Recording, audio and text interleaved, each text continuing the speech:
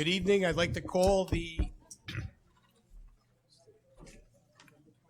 November 20th meeting of the Coventry Planning Commission to order. At this time, I will determine if there's a quorum by calling the roll. Member Carl Mattson. Here. Member Jason Ozenkowski. Here. Member Glenn Anderson. Here. Secretary Sandy Lukowitz. Here. Member James Kenny. Here. Member Richard Pacelli. Here. My name is Rick Colunian. I'll be the acting chair tonight. Ron Flynn is absent due to a medical issue. With that said, if everyone would please rise for the Pledge of Allegiance. I pledge allegiance to the flag of the United States of America and to the republic for which it stands, one nation, under God, indivisible, with liberty and justice for all.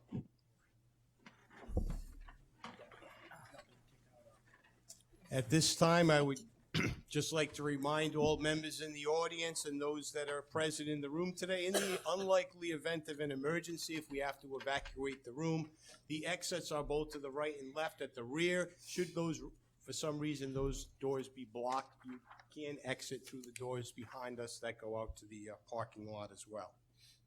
First item on the agenda is the approval of minutes for October 23rd, 2019. Motion approved. Second. We have a motion to approve by Mr. Pacelli, a second by Mr. Mattson. Any discussion? Hearing none, I'll call for a vote. All in favor? Aye. Any opposed? Ayes have it. Next item, approval of the minutes from October 29th, 2019. So moved. Motion to approve Second. by Mr. Kenny, second by Carl Mattson. Any discussion on those minutes? All in favor? Aye. Aye. Any opposed? None. Motion carries. And lastly, we have the approval of the minutes from the November 2nd, 2019 Sitewalk, which were passed out tonight at the meeting for the Murphy Plat. Motion to approve. Motion approved. Second.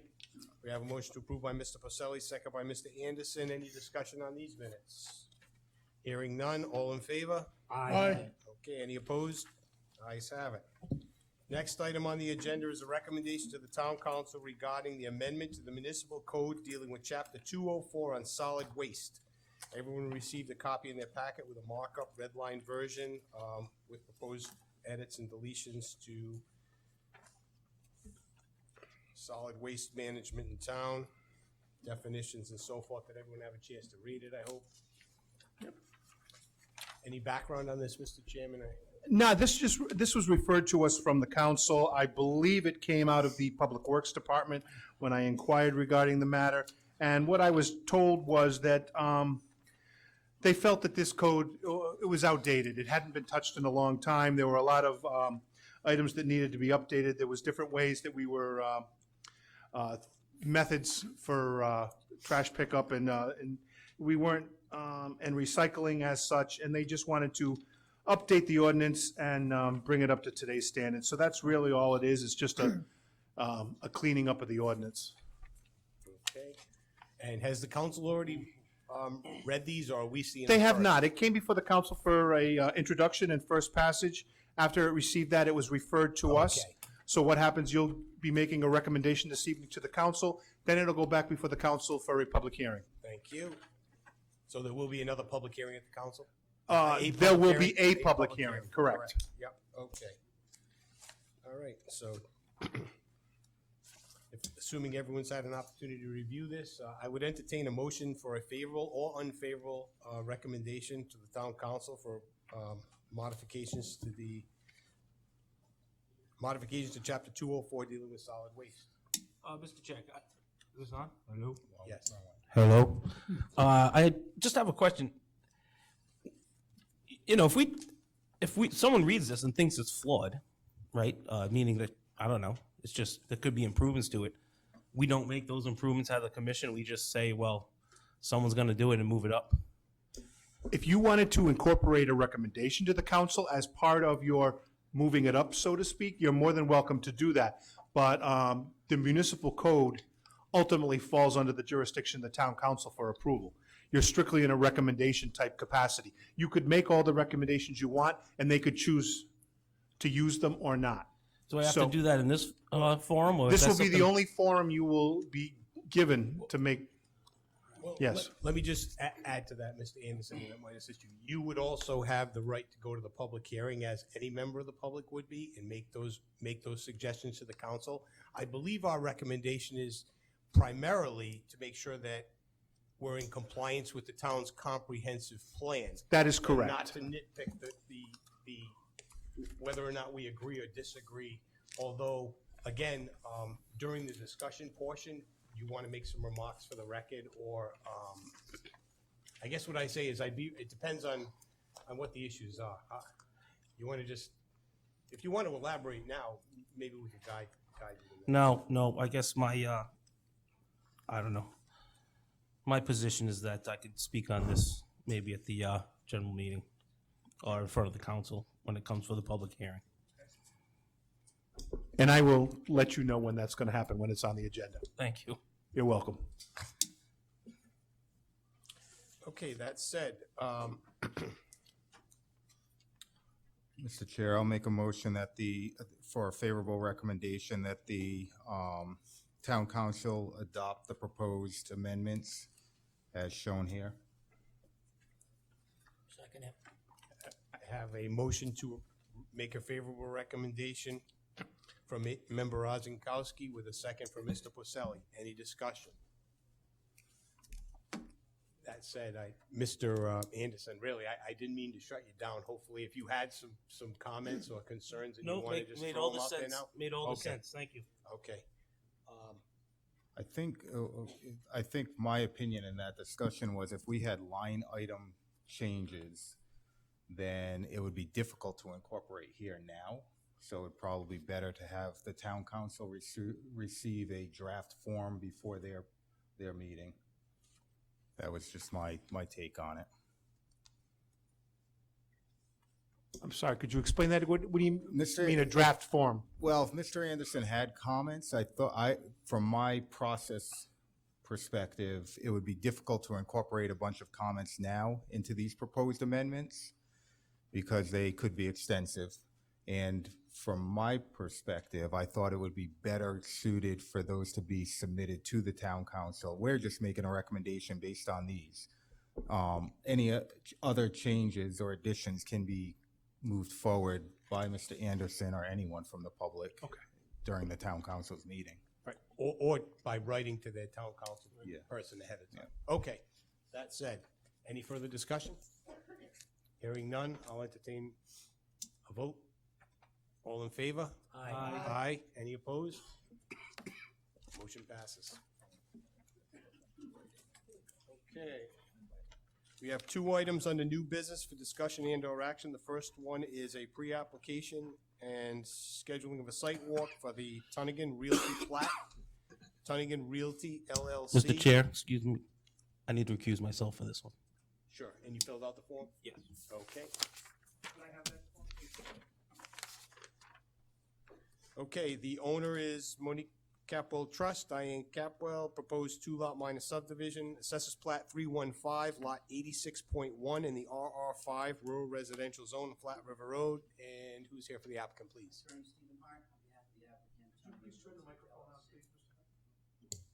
Attorney Stephen Hart, on behalf of the applicant, Tunnagan Realty LLC.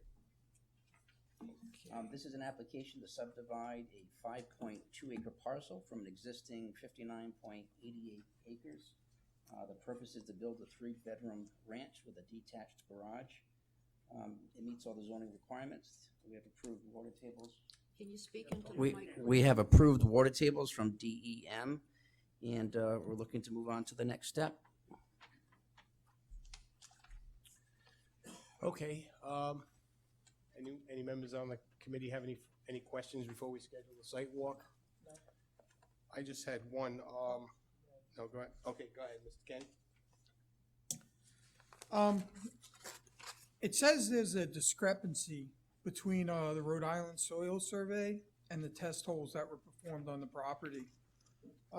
Could you elaborate on discrepancies and what the issues were? You know, if you don't mind, if I could defer to Mark Boyer, he's the land surveyor, for a minute. Are you sure that you're not getting confused with the Reed Avenue plat? You know what? Sorry about that. Okay, I had the wrong one in front of me. thank you. Thank you. And just for the, so we're gonna get, at the end of the day, you're gonna get two lots. One has frontage in two different locations, and this is kind of coming out of the middle, that's right? Correct. That's the one, okay. Ms. Lukowitz, we have a date for a site walk? Yes. I think you turned it off, yeah. December 7th at 9 o'clock. And rain date will be the 14th. Okay, so that's Saturday, December 7th at Yep. 9 a.m. We'll meet in front of the property, and if, should it be raining that day, we will meet the following Saturday. Yes. Okay? Thank you very much. You're welcome. When you say you meet on the front of the property, you're all not gonna pull over on 117. Could somebody, Yeah. There's a road in there. I know, but he said, Oh, you're gonna is that- pull over, are they gonna pull over on the driveway? You got a driveway? Where are they gonna park? Look at that dirt driveway on your left. Scott, could you tell them where they're gonna park, please?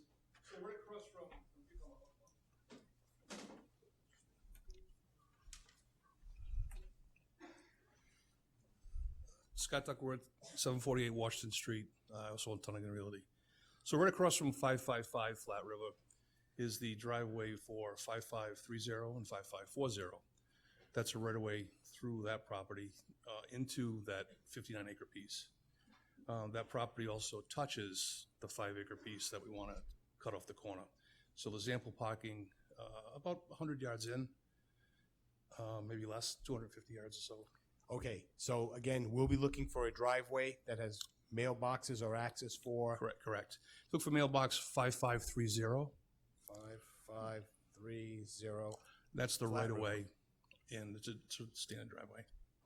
And you can drive right in, and the property will be on your left-hand side going in. Okay, so if we drive down, someone will be there. Absolutely. Yes, okay, good. Thank you. Thank you. And thank you, Mr. Crossman. Okay, next item, 6.2, pre-application, scheduling of a site walk, 166 Reed Avenue plat, Renee Street, proposed minor two-lot subdivision, assessors plat 72, lot 51.2 in the R20 zone, property address at 166 Reed Avenue. And for the applicant we have, hi. Hi, I'm Renee Street. Good evening, ladies and gentlemen. And what was the name and address for the record, please? 166 Reed Avenue, Renee Street. I bought my property 4.5 years ago, and approximately, I've not been able to work for the last 2 years. I suffered a really bad injury, and I'm not sure if I'm going to be able to go back to my career because I'm a flight attendant. So the reason why I wanted to subdivide is so I can keep my property, and one of the desirable points when I purchased that land was knowing that it could possibly be subdivided. So I appreciate the committee members taking it into consideration. Okay, I do so- have my surveyor here representing me as well, James Flynn. Okay, so, I think the packet was self-explanatory. Does anyone have any questions before we schedule the site walk? Okay, and, okay, Mr. Kenny, I'm sorry. This was the one I was concerned about, where it talks about the test holes being different than the survey. Could your surveyor or somebody elaborate on that? I saw- Yes. I saw Mr. Flynn was here tonight. He's here, right? Yes, he Yeah, is. sure. And we got a late package on our desk, too? Excuse me, I'm sorry. Mr. Kenny, I did submit the water table test this evening. You do have those in front of you, and I guess these were approved by DEM. I believe that there was about 4 or 5 sheets, Yeah, and those were the actual soil evaluations that were done by Mr. Fanoff. Yeah, it got dropped off tonight. Yes, I apologize. I forgot to bring those last month when I And this spoke is with what, this is what I had questioned, that wanted the board to see where the discrepancy was with the soil map. So this, if I'm not mistaken, is not an approved OWTS application, but it's a soil suitability test for on-site wastewater or sewers here? I'm going to let them testify to that. Okay. So if Mr. Flynn's here, we could have him come up. Pass that on tonight, right? Okay. No, I'm sorry. James Flynn, land surveyor. The soil evaluator was Brandon Feenoff. He's not here tonight. I'm not a soil evaluator, but I am a designer. But the test holes were approved by the state of Rhode Island DEM. I talked to Brandon about this, and he sent me an email back saying that he'll testify in front of you guys, or whether in writing or in person. He was out of town today, so he just he reiterated to me that the Ridgebury soils that they showed on the soils map was wrong. He dug substantial. He dug like 6 or 7 holes. Okay, so let me just recap then. The existing dwelling that's on the property has its own on-site wastewater treatment system, not a Correct. cesspool?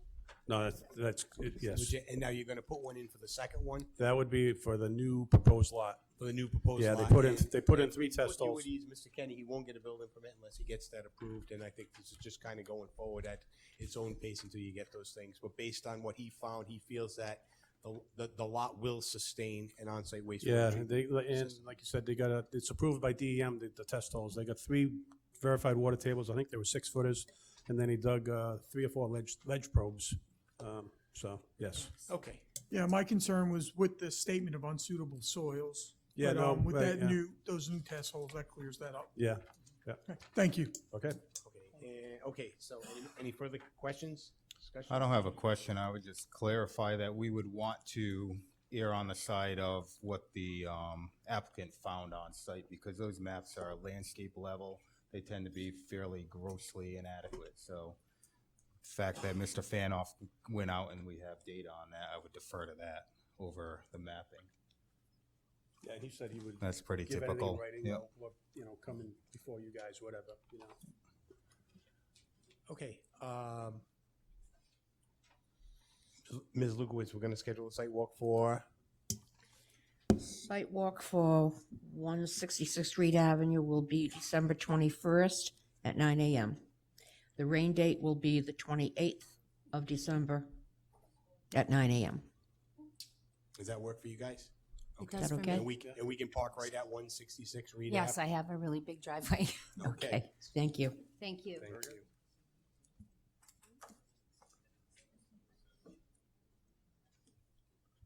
Yep, I'll do better.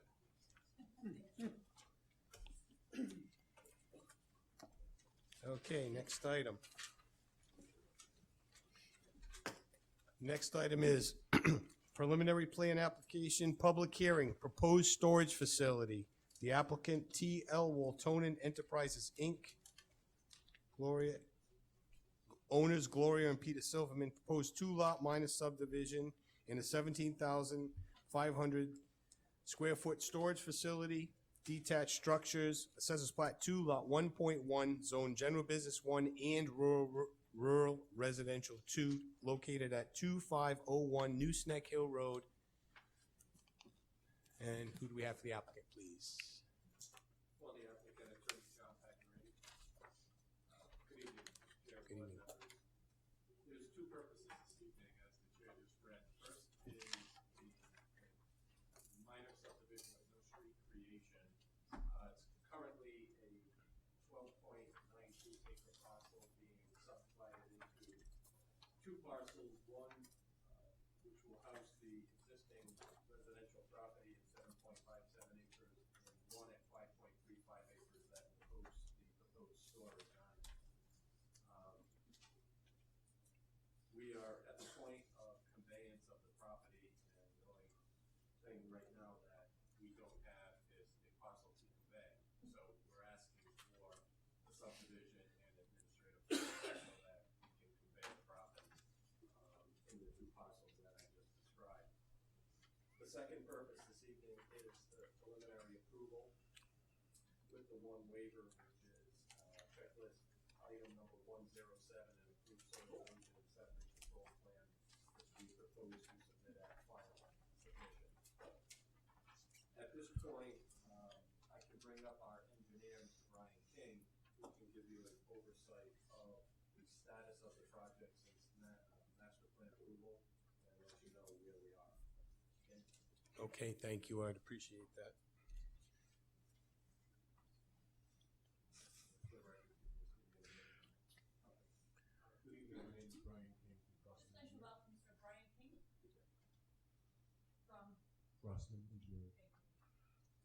Is that mic on? I just want to make sure. Brian King from Crossman Engineering. Good evening. The planning director provided a report of this project, and it was actually very detailed. It provided a project history, permitting status, and an overview of the proposed improvements. So what I'd like to do is maybe talk about some of those points that were in the report and maybe relate it to the plan for review. So the plan that's in front of us now is the aerial plan that was in the plan set. And what this does show is it shows with the white line on the outer edge, it does show the entire parcel. I actually have. I don't think that's. Oh, yeah, we thought. Doesn't work on that. Oh, it doesn't work? Nope. Okay. So the this site is at 2501 Nooseneck Hill Road. It is actually 12.9 acres as mentioned, and it's right on the Coventry West Greenwich town line. The parcel currently has a residential house with a yard and woods around it. And on the north side, which is the right side of the plan, it shows proposed improvements. That area today is actually has been cleared. No more work is being done on that property until approvals can be obtained.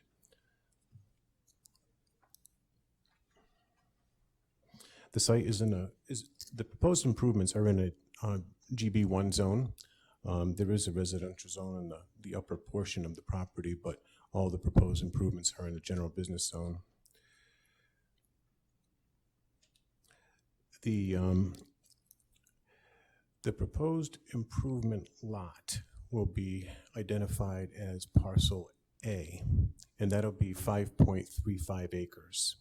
The remaining land, which will be for the residential structure, will be 7.57 acres. And as you can see, the town line is right through the 7.57 acre piece. The house and the yard is on the West Greenwich side of the town line. Mr. Crossman, if we could go to sheet C6, please. Tell me when I'm there. That'd be all right. Yep. This one? Scroll back down here. And zoom out just a little. So this is the 5.35 acre piece where the proposed improvements are shown. And really there's three areas of construction, if you will, for buildings. The front area is a 5,500 square foot climate controlled self-storage building. I do have some plan details to pass out if you would like to see the floor plan and layout of that. The middle area is the location of 8 storage bins, and that would be for landscape products. And the back 2 buildings are 2 6,000 square foot self-storage buildings. Actually, what I would like to do is just quickly pass out a couple diagrams of what these buildings would look like.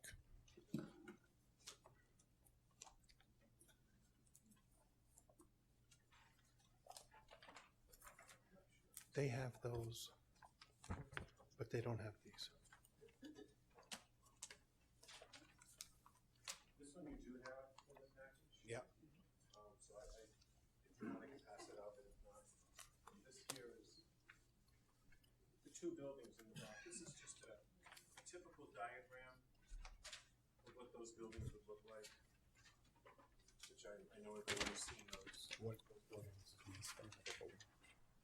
Stand out if I can.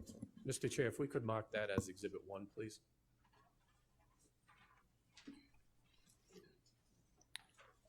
Exhibit 1 said.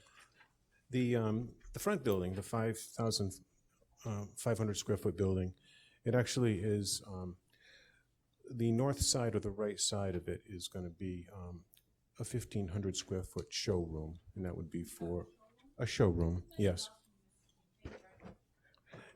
With a porch around that showroom, and the area on the south or the left of the building is where the climate controlled storage will be.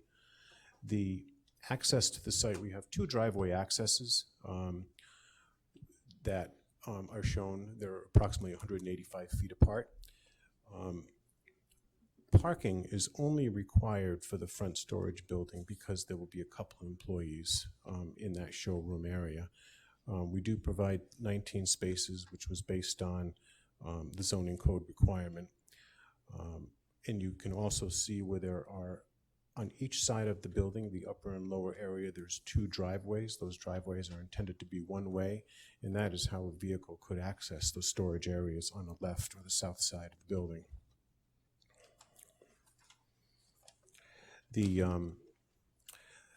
The parking area is lined with a bituminous berm. It's a bituminous parking pavement area.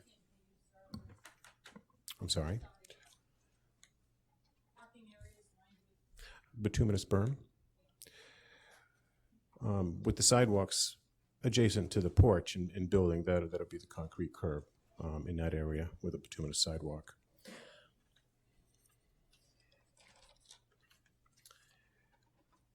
If we could go to the next sheet, please.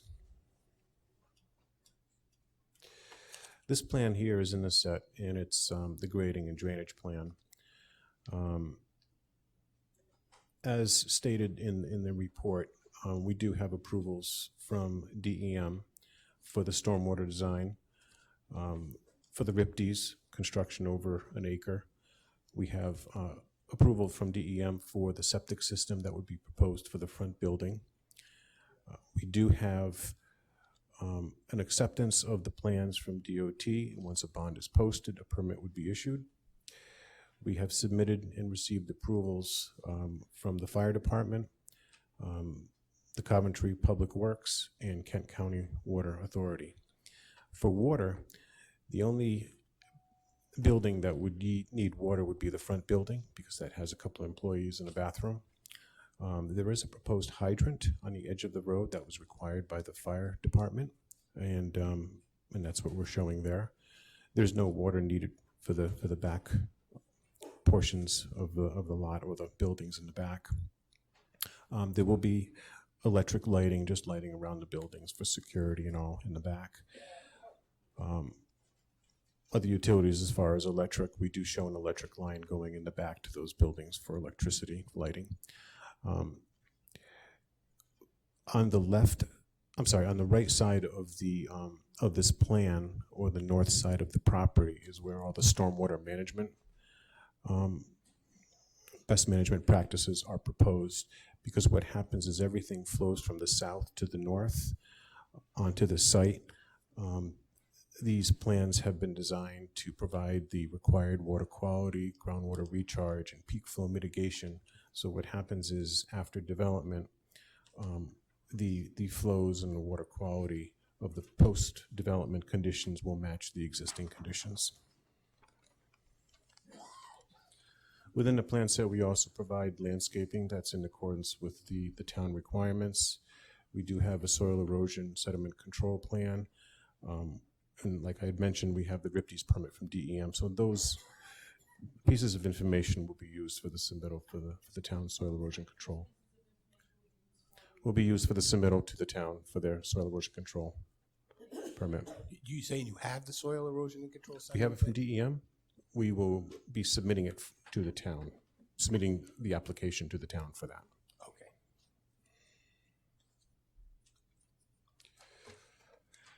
Okay. If there's any questions, I'd be happy to answer them. Any members of the committee have any questions? Mr. Kenny? Mr. King, have you guys submitted an original certificate to RIDOT yet, insurance certificate? We have submitted the plans. We've received an acceptance. We have not posted the bond for the Okay. permit. It was one of those things, the chicken or the egg, you know, do you post the bond before you get the approvals? So once we get this approval, we'll just post the bond and the permit will be issued. Anyone else have any questions? Mr. Chair, I do. Yeah. Mr. Anderson. I read this, right, there's a cease and desist order in effect right now, currently. Or I don't know, maybe putting the cart before the horse earlier on. So we can, I guess we can move on. Like, this can be pushed forward even with a cease and desist order from someone else. That's my only question. Well, he's looking for, we're looking for a conditional approval of this preliminary plan, right, tonight.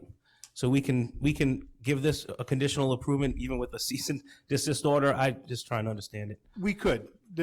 Yes, yes. That cease and desist, I believe, was May, maybe? Was it May? The date's on the Right. front. Yeah, and I just saw it was still in effect. So what? It is still in effect. They've never contacted the department to ask for it to be lifted. The only time they asked for it to be lifted, they were cited again by DEM. I believe roughly 3 weeks ago. Their attorney contacted me. They needed to do some immediate remediation out there, or DEM was going to slap them around. So they asked me if we would lift it so they could do the work to remediate for DEM. I released it for 1 week to allow them to do that work, and then it immediately went back into effect. Right. So we're just waiting on DEM's feedback if it was remedied or not. Well, No, I believe it. I'm sorry. Oh, I'm sorry too. If I could just explain what happened was the tree cutting, you know, had started and it just, you know, it did grow a little too much and some of the site grading did occur. The grading out there, it sort of mimics the site as far as, you know, there's some basin areas on the left, or on the right, on the right side. But then, you know, the cease and desist order was issued and all work was stopped. It was lifted just so additional erosion controls, some erosion controls were placed on the site, but additional erosion controls needed to be installed. And what DEM wanted was additional erosion controls. They wanted to make sure that, because we have DEM approval, that the approved plans were on site and a start of construction was called in. So they are satisfied because the erosion controls were placed, and there are plans on site even though no more work is being done. Okay. I just didn't know if we'd have to incorporate that as one of the conditions going forward. Well, if they asked the department to lift that cease and desist, I don't see any reason why we could not lift it at this time. No one has Okay. ever asked. We just left it there in place to make sure no more work was done. I mean, they started installation, with all due respect to Mr. King, they started the installation of the detention facilities, detention ponds, with simply master plan approval from the board. And that was a town cease and desist. That was issued by the town, correct? We can lift it once they get the appropriate approvals to get stopped. Okay. Oh, Mr. Chairman, if. Yes, sir. Mr. If, Pagliari. if I may, we made a conscious decision to wait until preliminary approval to make the request that the planning director speaks of. We will be making it as soon as we do receive preliminary approval. But if I can shine a little light to Mr. Anderson, DEM invoked a new policy of surprise inspections on any project greater than 5 acres throughout the state. I had multiple clients who got violated, if you will, and what they were looking for was to make sure that hay bales were on around the entire perimeter, and that a set of plans was on every property. Because of the cease and desist, we had to go to the planning director and say, can you release it? He did. We did the work. We submitted a letter from DEM as far as we're concerned. There's no follow-up on it, but the cease and desist went back on. Should we get preliminary approval, we'll be sending a letter asking that cease and desist be terminated.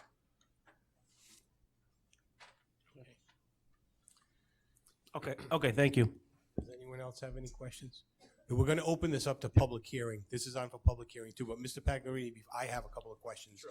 I just wanted to clarify again, because I know it's been a while since master plan approval. The entire site is just over 12 acres. Correct. We're subdividing 5.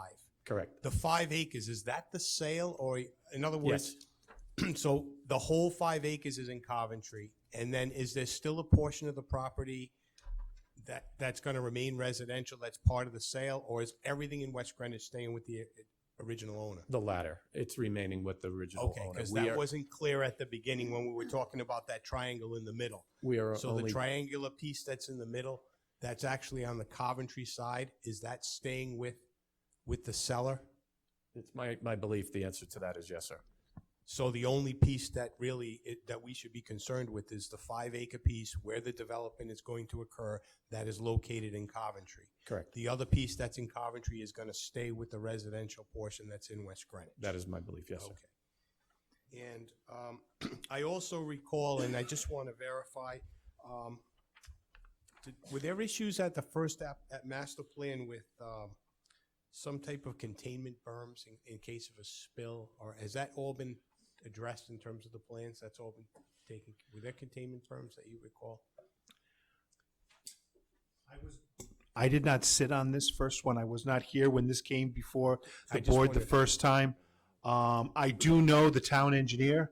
I spoke with him just as recent as today, and he has approved this project, so I am not aware. I would defer to Mr. King about any containment berms that were discussed Do you during recall master plan. it was for heavy equipment that might be operating? And then my final question, I know you alluded to a showroom, but what's the showroom for? If these are all self-storage units, what is what business will be conducted in the showroom where the employees are? I'm guessing it would be for landscape products or something similar to that. Yep. Okay, retail sales associated with the landscape products that are going to be on site. Right. Okay. As far as the containment berm, I don't recall anything required or needed for the final plan, but with the soil erosion control, we do have hay bales around stockpile area or silt fence around stockpile areas. I think it was this, the potential washdown area lines. Right, we do- Potential stockpile vehicle fueling and maintenance locations surrounded by Filtrex, filter socks, or approved equivalent. So, Right.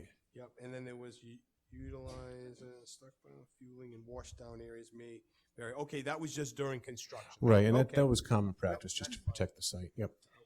So again, just to recap, you don't have the physical alterations permit from the DOT, but it's been approved. You just haven't posted the bond, and you just need the soil sedimentation and erosion control from the town.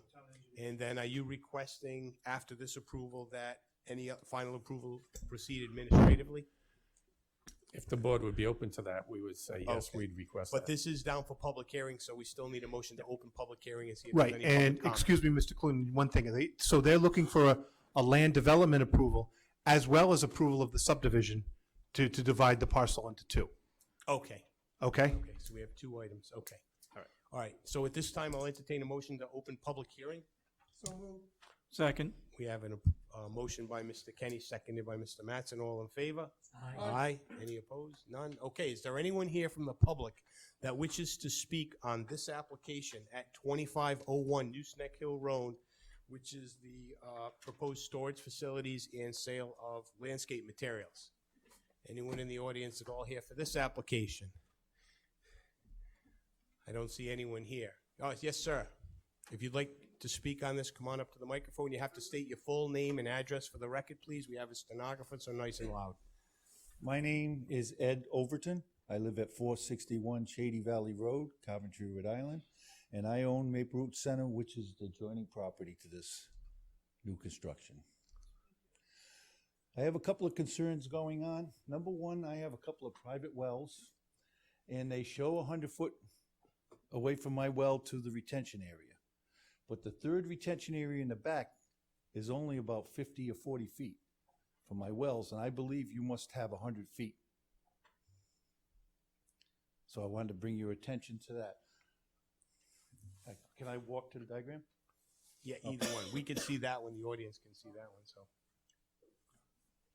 If you notice, I have a well here, and they do say 100-foot separation between the infiltration systems and private wells, they're here.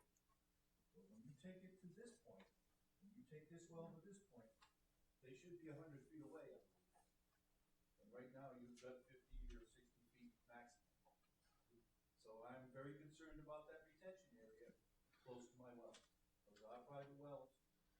Each well takes care of each building. So my question is for the engineers to check this detail and for you people to be notified. My next concern, proposed storage buildings. I have no idea, and nobody has said what these buildings are going to contain. Are they for rentals? What is going in these buildings? And if they are for rentals, do they have garage doors? And where's adequate parking? Just as I have storage buildings on adjacent property. But nothing is said what's happening. So that's my other concern. And one of the other concerns, and I brought this up at the very first meeting, you have proposed storage bins here. I do not know if this is gravel or asphalt wrapping this. And as you know and I know, you need a backhoe to load. You've got trucks coming from outside of town coming in to be loaded. You have oil drippage or whatever. Are you dropping this stuff on the ground, or is there asphalt containment? And as my buildings up the street have, we do have catch basins, but we also have to have oil separators just to make sure no contaminants get outside this zone. So I'm saying, what is going on here? And is it running into the retention areas of how close it is to my well? The last thing I want to bring your attention to is, and I don't even think Ted knows this, but these retention areas have been dug already in a preliminary grade. And if you go out there for any rainstorm, this area right here stays constantly wet and holds water. And the reason it holds water is because the people who were digging out there, I don't know if they were private people or not, and I watched it, dug deeper to grab gravel and then put silt filings and loom filings in there and buried it. The retention will not work in that area. And this short area needs to be cleaned. This is on the Mishnak Aquifer. There is sand running all the way through this. This is so pervious, water drains right through the ground very easily in that area. That sand goes down 20 feet. But when you mix loam with it, water's not going to go through it that well.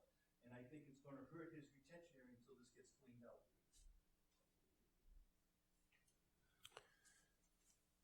Thank And you. those are the points I have at this point. All right, thank you. Mr. Bagley, Questions to me? do you choose to, do you want to choose to respond to those points? I'm Yep. gonna let Mr. King address the first one regarding the well and the drainage while I confer with my client on the other question. Okay. Sir, if you would just let Mr. King have the microphone back. Okay. I saw that happen. This is Brian King from Crossman. I'd like to address those comments. If I do forget one, please let me know. The first one was the discussion about the private wells. We have located the private wells on the adjacent property. There are 4 private wells. The DEM requirement. What, of 4? There are 4 Private wells. Okay. wells. The DEM requirement is that a infiltration basin has to be 100 feet from a private well. Our design plan shows that infiltration basin, the only infiltration basin we have is the middle basin of those 3 on the right-hand side. The basin in the upper area, right there, and the basin in the lower area are detention basins. They are lined with a impermeable liner, and there is no requirement for that 100-foot separation to a private well for a detention basin because they temporarily hold water, reduce the surge, and then slowly pass it down the line to the infiltration basin, which is 100 feet the private wells. Then water would flow to the detention basin on the lower edge next to Nooseneck Hill Road, where it's detained again for peak flow. And then it outlets to the location where it outlets today, matching existing flow conditions. So we are aware of those wells. We did design it in accordance with the DEM regulations. The plans indicate that, and approvals were obtained from DEM and also from Department of Public Works in Coventry on that. So that item. would explain at the same time why the front basin is not draining rapidly, because they deliberately put something in there to stop that from Well, occurring. the last comment that was mentioned, that area on the site does have the highest water table. I am a licensed soil evaluator. I was on site doing the soil evaluations. There is a sand, gravel, mostly sand soil. As you go farther back away from Nooseneck, the water table gets deeper. But yes, in that front area, it is higher, and that's why we don't have an infiltration basin. That's why it's a detention basin, and it's lined with a impermeable liner. So there's no concern with the separation distance of that basin to the water table because it cannot get there. So that was taken into consideration also. Excuse me? Yes, The liner will be there. That is correct. There's no pavement on site. Mhm. Yeah, I know. Okay. Yeah, sir. Yeah. Well, I wasn't accusing the owner of anything. I just want him to know that the system would work better if he checks it. No. That one area, because I think somebody from the outside put that there, and I wasn't pointing No, fingers. we at him. appreciate you bringing I up wanted the him issue. to know This- to work better. That's why we have the public hearing. It benefits us as well. We got your questions. We're getting the answers, so thank you. I think the next was the type of driveways. Yes, the plans do reference on the site plan, sheet C6, excuse me, that area is a bituminous pavement. So most of the property that doesn't have buildings will be paved for parking and vehicle circulation. That is correct. Okay. Right. And we did take under consideration any oils that might be spilled by vehicles and machinery that's on site. That's all part of our stormwater design. The site is designed to provide, as I had mentioned, the water quality, which is for the first flush of rain that hits the pavement area. The water quality volume is calculated. It's a direct calculation from the amount of pavement that you have, and it's a volume of 1 inch over that pavement area. And prior to the water quality volume storage areas that we have pre-treatment, which is a DEM requirement. So all that was taken into consideration with the design, and that was approved in the stormwater design plans. And was I think you spoke about contaminants was the concern, that if there were contaminants that were on the surface of the asphalt and they got caught up in the stormwater. Well, I think.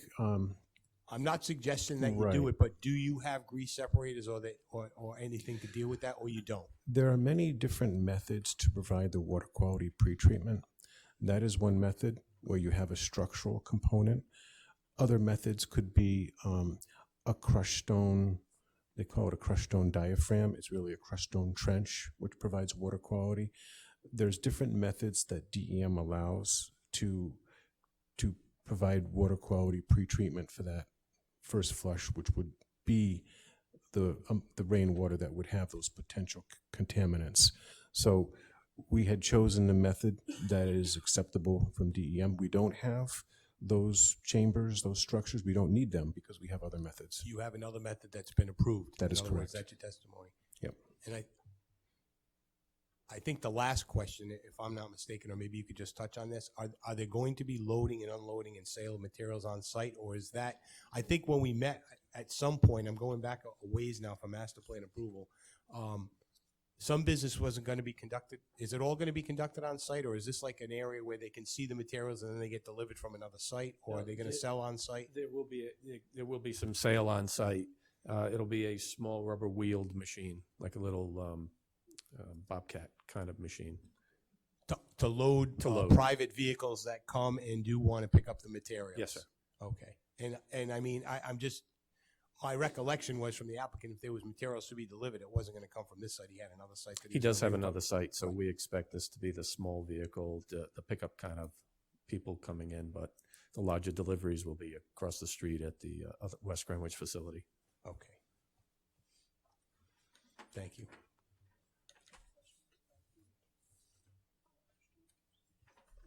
Oh, yeah.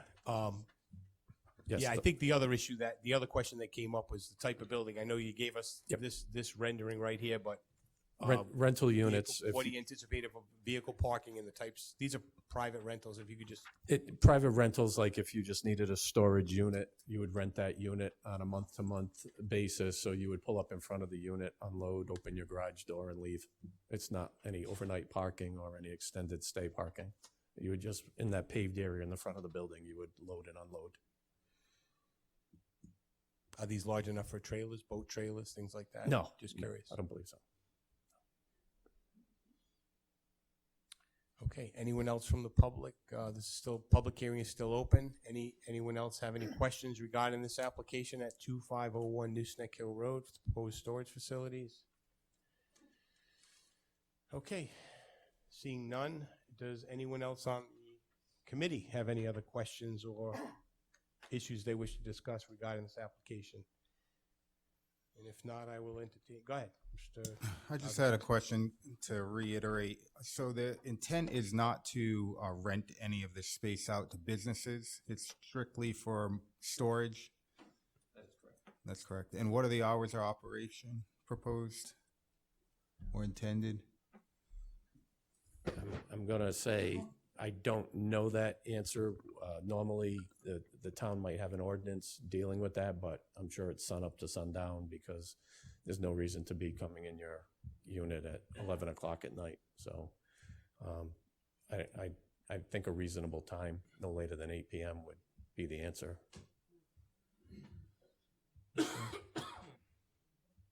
And is there security around, is there a fence going to go around this? Or is it pretty much open and the security is limited Yes, to the? there'll be a there is fence. So There'll be you'll a need fence. card access to get through the gate and then That's- you'll still have a second access to get to your unit? Yes. Okay. Anyone else on the committee? Was that it, Mr. Ozenkowski? Yeah, thank you. Okay, seeing no one else with an interest to comment on this issue, I will entertain a motion to close public hearing. Motion to close public hearing. I have we have a motion by Mr. Mattson, and a second by Mrs. Lukowitz to close public hearing. Any further discussion? Hearing none, all in favor? Aye. Any opposed? Okay, that's the end of public hearing. That said, does anyone want to make a motion on the application? And if you recall, there are two items. Should we take those together? We can take them together, or should we vote separate, you think? You can take it together. Okay, thank you. Mr. Chairman, I'd like to make a motion for conditional approval for the preliminary plan of TL Waltonen Enterprise at 2501 Nooseneck Hill Road, AP2, lots 1.1, zone GB1. Existing use undeveloped parcel for a commercial storage facility. The applicant proposes to create a storage facility. The project is intent to subdivide 12.92 acre parcel into two lots. Parcel A would be 5.3 acres, which would be the proposed storage facility, and parcel B would be 7.5 acres and remain with the current owners. The conditional approval is based on the issuance of a permit that when the applicant provides Rhode Island DOT with the original insurance certificate. They're requesting a waiver, checklist item number 107, an approved soil erosion and sediment control plan. Considerations, the future land use element identifies the property as commercial. Its proposed land development project meets the criteria. This includes but is not limited to the lot size, availability of public services, transportation access, and public utilities. The proposed storage facility is consistent with the Town of Coventry Comprehensive Community Plan. The proposal will not likely have significant environmental impacts. The subdivision will be reviewed by the town engineer and Rhode Island DEM to ensure that the project conforms to both local, state regulations with respect to stormwater management, on-site wastewater treatment systems, the quality of the stormwater leaving the site, the implementation of the best management practices, which may include either sand filters or bioretention filters, and provide for underground control of rooftop runoff. The subject property is zoned GB1 and has obtained the necessary special use permit from the zoning board. The proposed self-storage facility will not have a significant impact on the adjacent roadways. And that's it. Oh, yeah. And I recommend incorporating the planning staff report into my motion. Proceed to final approval administratively. Excuse me, what was that? Do you want him to be able to go to final approval administratively? Yes, I also recommend that we go to final approval administratively. And could you just reiterate, I think it was in your initial thing, and in addition to the approval of this, he's got to subdivide the lot. I think he read it at the Yep. beginning when he read it in this paragraph right here, so it's all set. Yeah, I'll reiterate it. In addition, I would like to recommend approval for subdividing the lot, the 12.92 acre parcel into two lots of 5.35 and 7.52. We have a motion, do I have a second? I'll second it. We have a second from Mrs. Porcelli. Any further discussion on this application or the motion before us? Hearing none, I'll take a vote. All in favor? Aye. Any opposed? None opposed. Motion carries. Thank you very much. Thank you, Mr. Macari. Thank you. Do you need a break before we get started? It's gonna be a long one. If you need one, just say, okay? Okay. He looks at me. All right, let's see if we can get rid of all this now. Yeah, I gotta make sure I got my package ready.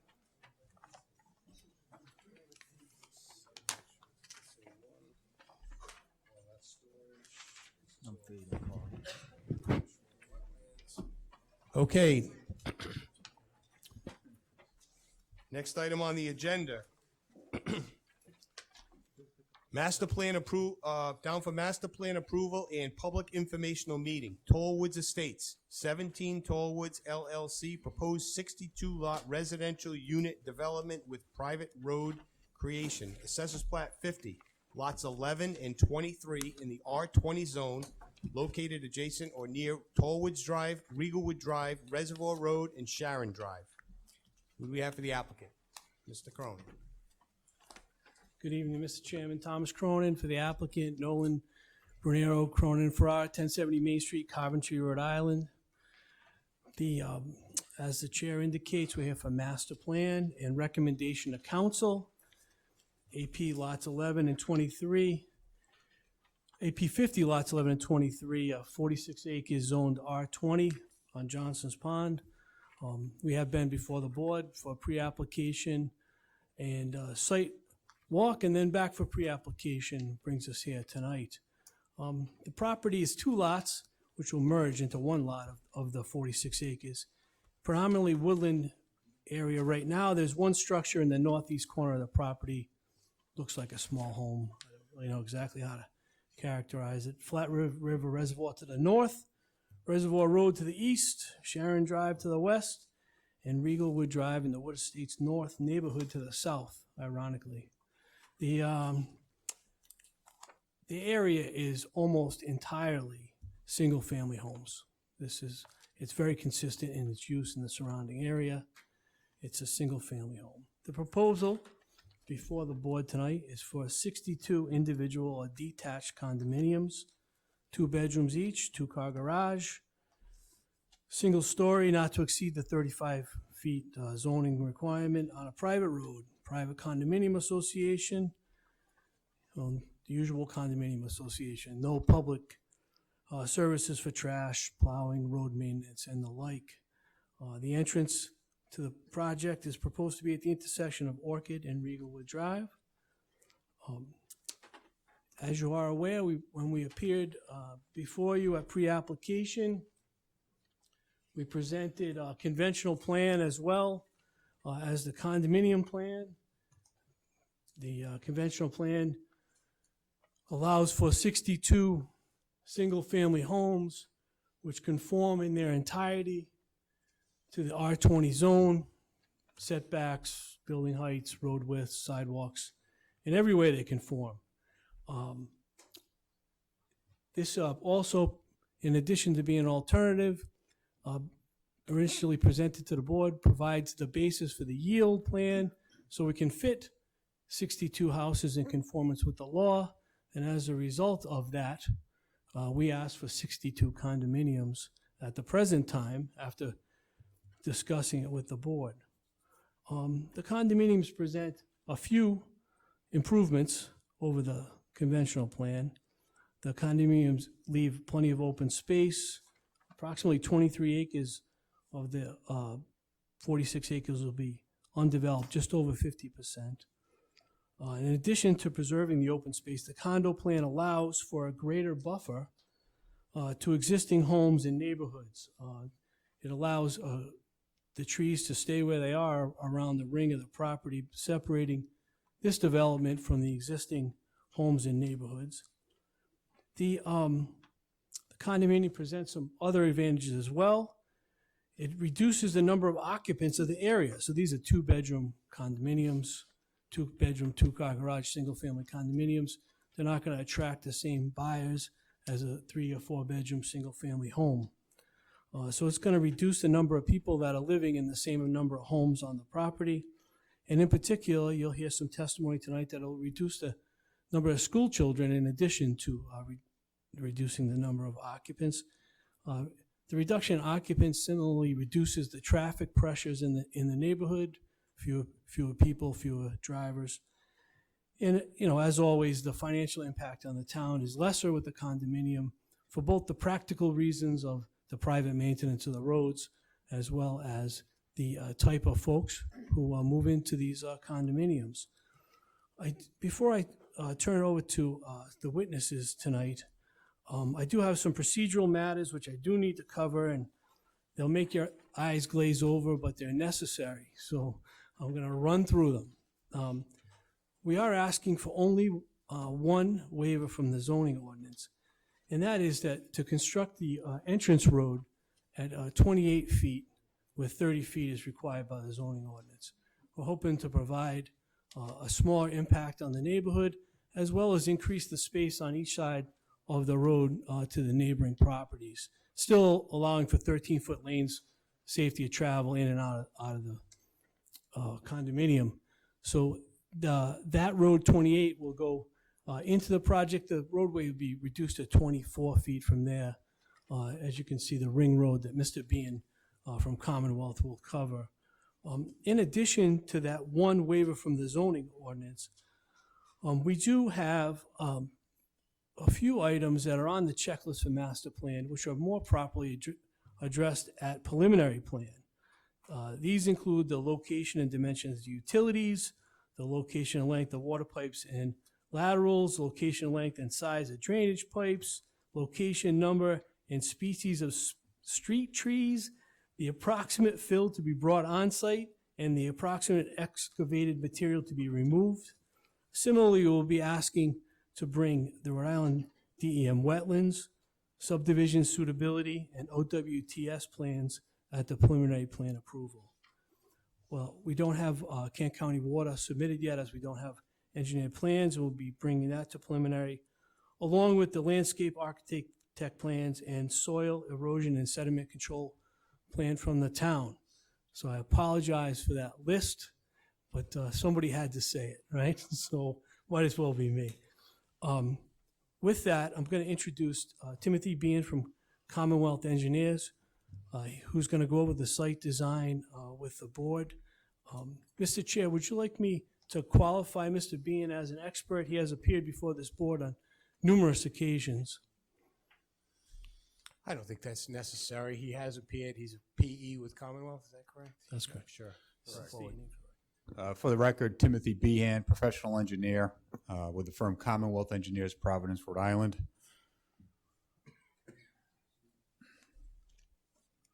Let's go over the proposed engineering.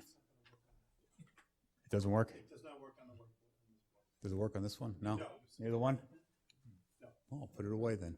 So you're gonna have to ask. Sure. Let's talk about the access. It's off Regalwood Road. It's a single access lane into it with a circular loop. Total approximate road length is 3,500 feet for the proposed roadway. We do have an emergency access way, thank you, Russ, connecting to Tallwoods Drive. And that access way would be gated off on both ends and would be only used for emergency access. For the housing, we have 62 single detached units proposed. Each unit will have a driveway which will hold 2 vehicles, and each unit will have a garage which will hold 2 vehicles, so we meet the parking standard and requirement.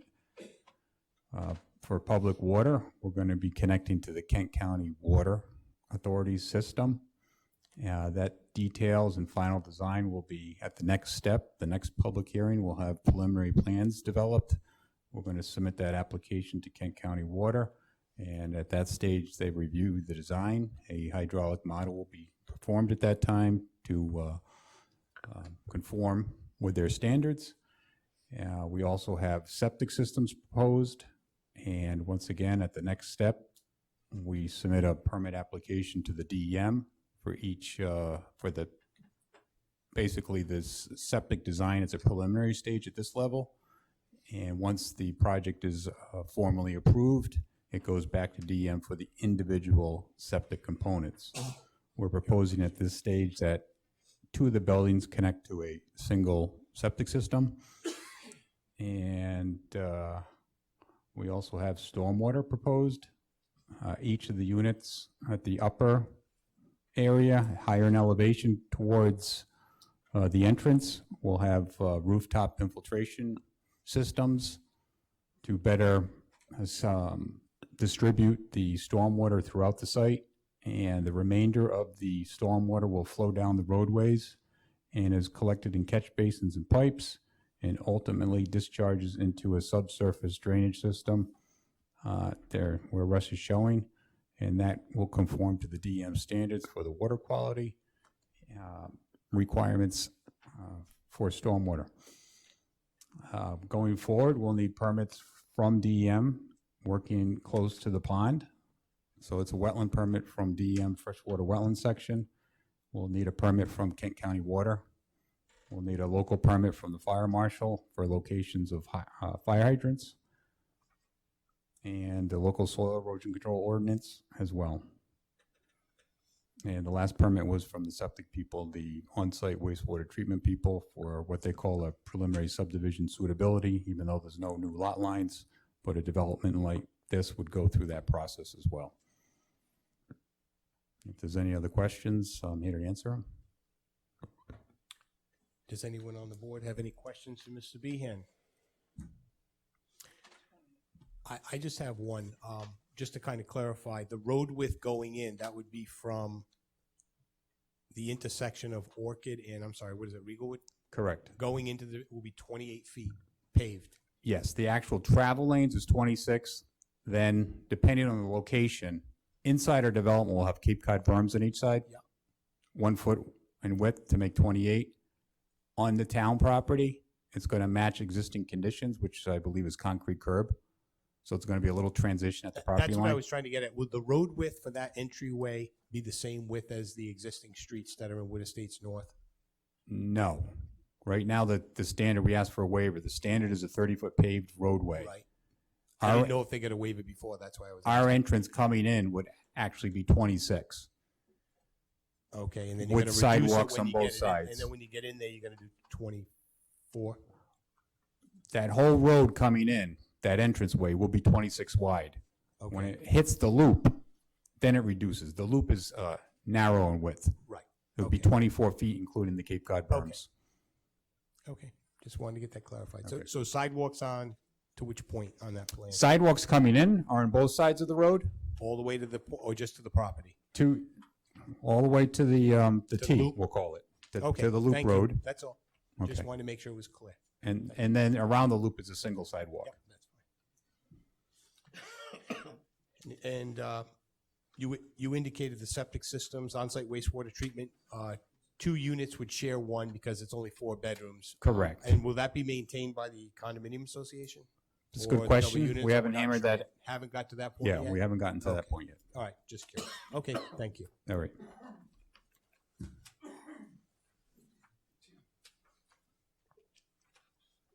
Mr. Chairman, we had a traffic impact study completed with regard to this project.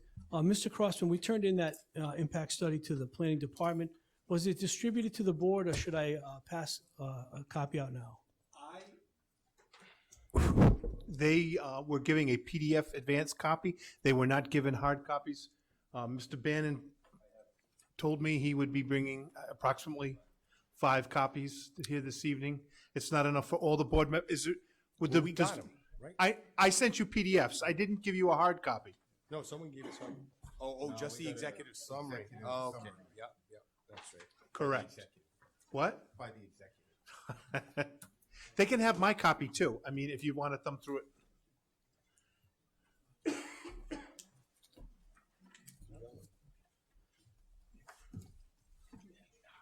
Mr. Chairman, I'd like to introduce Mr. Paul Bannon, who completed the traffic study, to give you an overview of the study and discuss his conclusions. Okay.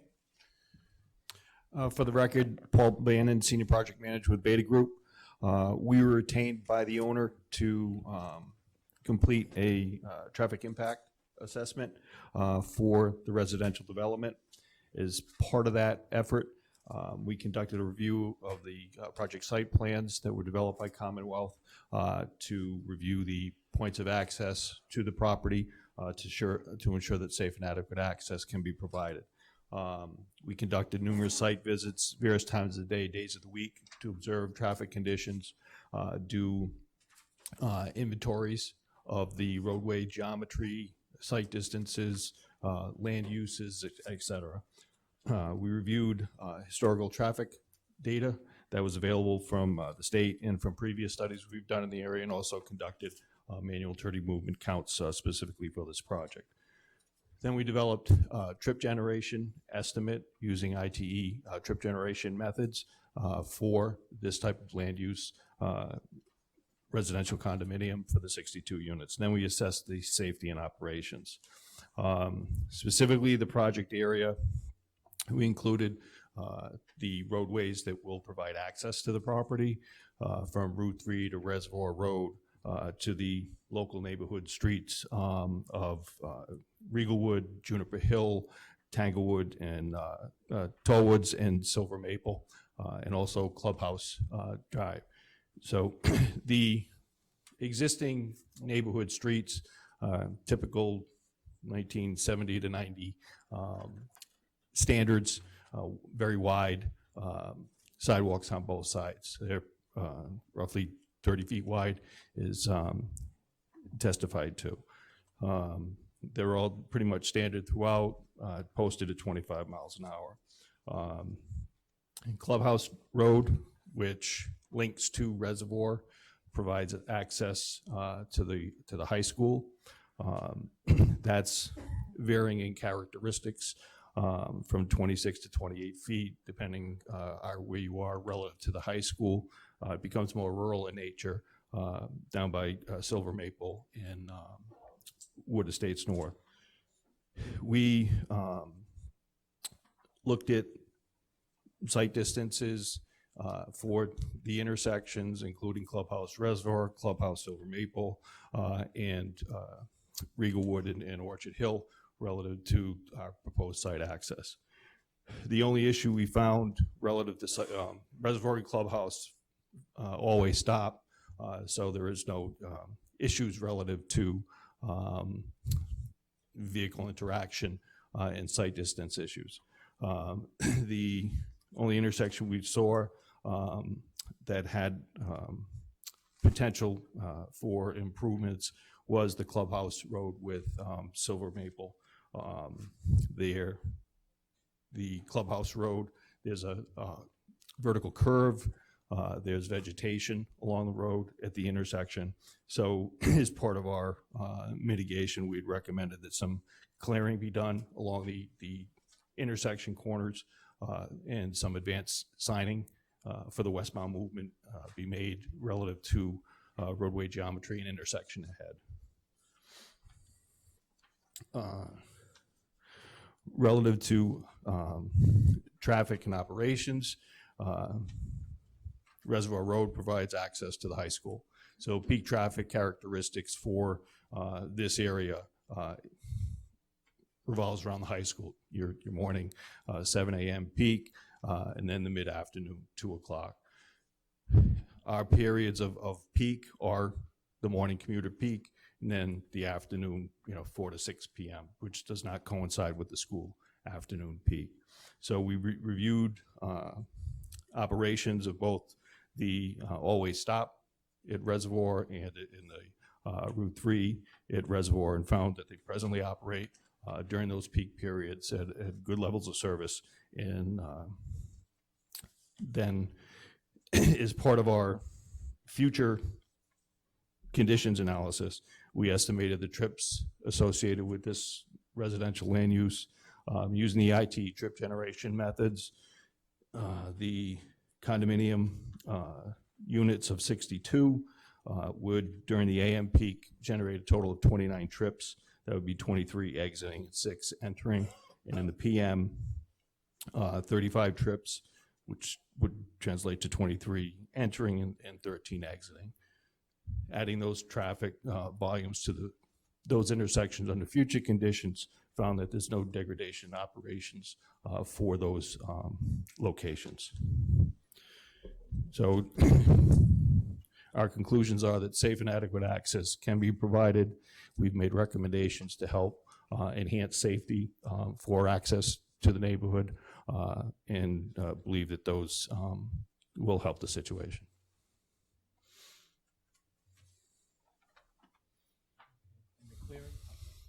And the clearing that you refer, I'm going to assume first off that you did your traffic study during the school year Yes. after September. Yes. And, because someone would bring that up. And then secondly, the clearing that you mentioned and the signage, that would all be done on the town property? You don't Correct. need any access to private property to Correct. conduct that. Thank you. Does anyone on the committee have any questions for Mr. Bannon? Okay. I don't hear it. Thank you.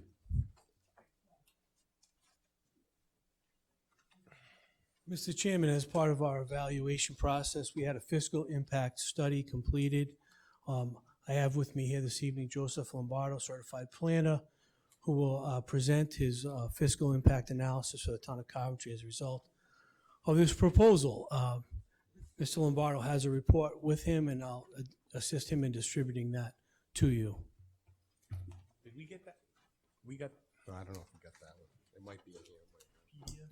Mr. Clooney, you were emailed a PDF. Oh, okay. They stated they Thank would you. bring the hard copies. this I evening. looked at it, I can't remember if it was here or not. Okay. Hope you brought your briefcase.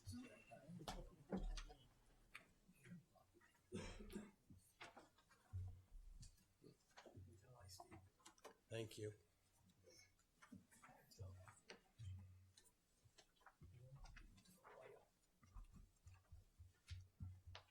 Need the resume. Good evening, Mr. Chairman, members of the commission. For the record, my name is Joseph Lombardo. I have a home office in Hope Valley, Rhode Island. I'm a land use planning consultant, and I was asked to prepare, as part of your master plan checklist, fiscal impact statement, which I just handed out. So I realize it's 20-some pages long, so I'm just going to give you a summary of it.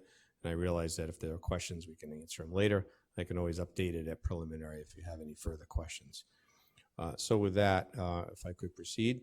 I also, what I did with this report is I compared it to the two projects, so to speak. There was the yield plan with the 62 single-family homes, 3 or 4 bedroom houses, with the two-bedroom condominiums that is proposed by the applicant. So that you can see the difference between same number of units, different housing style and type, what it means to the community. So if you just look on page 2, behind the cover page, there's a summary page, which is probably the most important for you to look at initially. And you can see that this project with the condominiums will generate about $650,000 in revenues. And when we subtract the expenses that I estimate of $124,000, it leaves the town with a net surplus of revenues of $475,000 that could be applied anywhere in the community to any type of project or any municipal service. When we look at the single-family homes, that generated a net revenue of $201,000. So the difference between the two projects is a additional net of $273,000 to the community. And I'll just briefly give you how I arrived at those numbers so you'll understand it. I look at the municipal budget, which takes into account all services to the community. We take that and divide it by the number of people in the community to decide how much it actually costs per person for a Coventry resident. And you're actually, you know, for a community of this size, you actually have a very low number of $923 per person is actually pretty low. It's actually very good. Because this is a condominium development, which will have many of the private services taken care of, I reduced that by 15%. So the multiplier I'm using is $785 per person. On the education side, I took your school budget, the number of students that are enrolled in your town and for all of the school buildings, and again came up with a multiplier or per person, or in this case per student. The gross number is just under 15,000, but because Coventry receives a significant amount of state aid, $25 million, the actual cost for the taxpayers is reduced to $8,390 per student. So we're going to use those numbers once we calculate the number of individuals who are going to live here and how many are school-aged children. I've been doing these studies for quite some time. I have a number of appendices in the back with empirical data that I've collected over the years in different communities, different projects. I've done looked at some national studies, some regional studies. And what we conclude is that two-bedroom condominium developments generate approximately 5 school-aged children per 100 units. So using that number, I would expect about 3 school-aged children to be in the 62 units. I do have a real estate license. I sell condominiums in Rhode Island. These typically are not the type of unit that attract families with children. Mostly they're looking for typically single-family homes. On the revenue side, the applicant has provided me with an estimate of what they feel they can charge for a sales price on these units. We're using $450,000 for that number. That's the basis of saying approximately $10,000 per unit in taxes and giving the town $620,000 in revenue from the project. That does not include additional revenues for building permits, water and sewer connections, building fees, and also any type of impact fees that the community has. Those are one-time fees that get charged at the beginning, but they're substantial. They also add revenues to the community.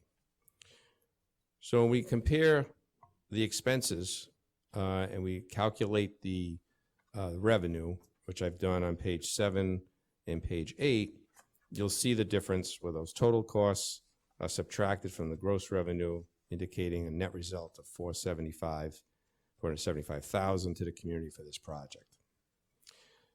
Now, just quickly switching over to the single-family development, I realize that's not what the applicant is requesting, but since it's a comparison, taking those same 62 units, what are now single-family homes, that multiplier changes dramatically to 0.60, which is really 60 students per 100 units.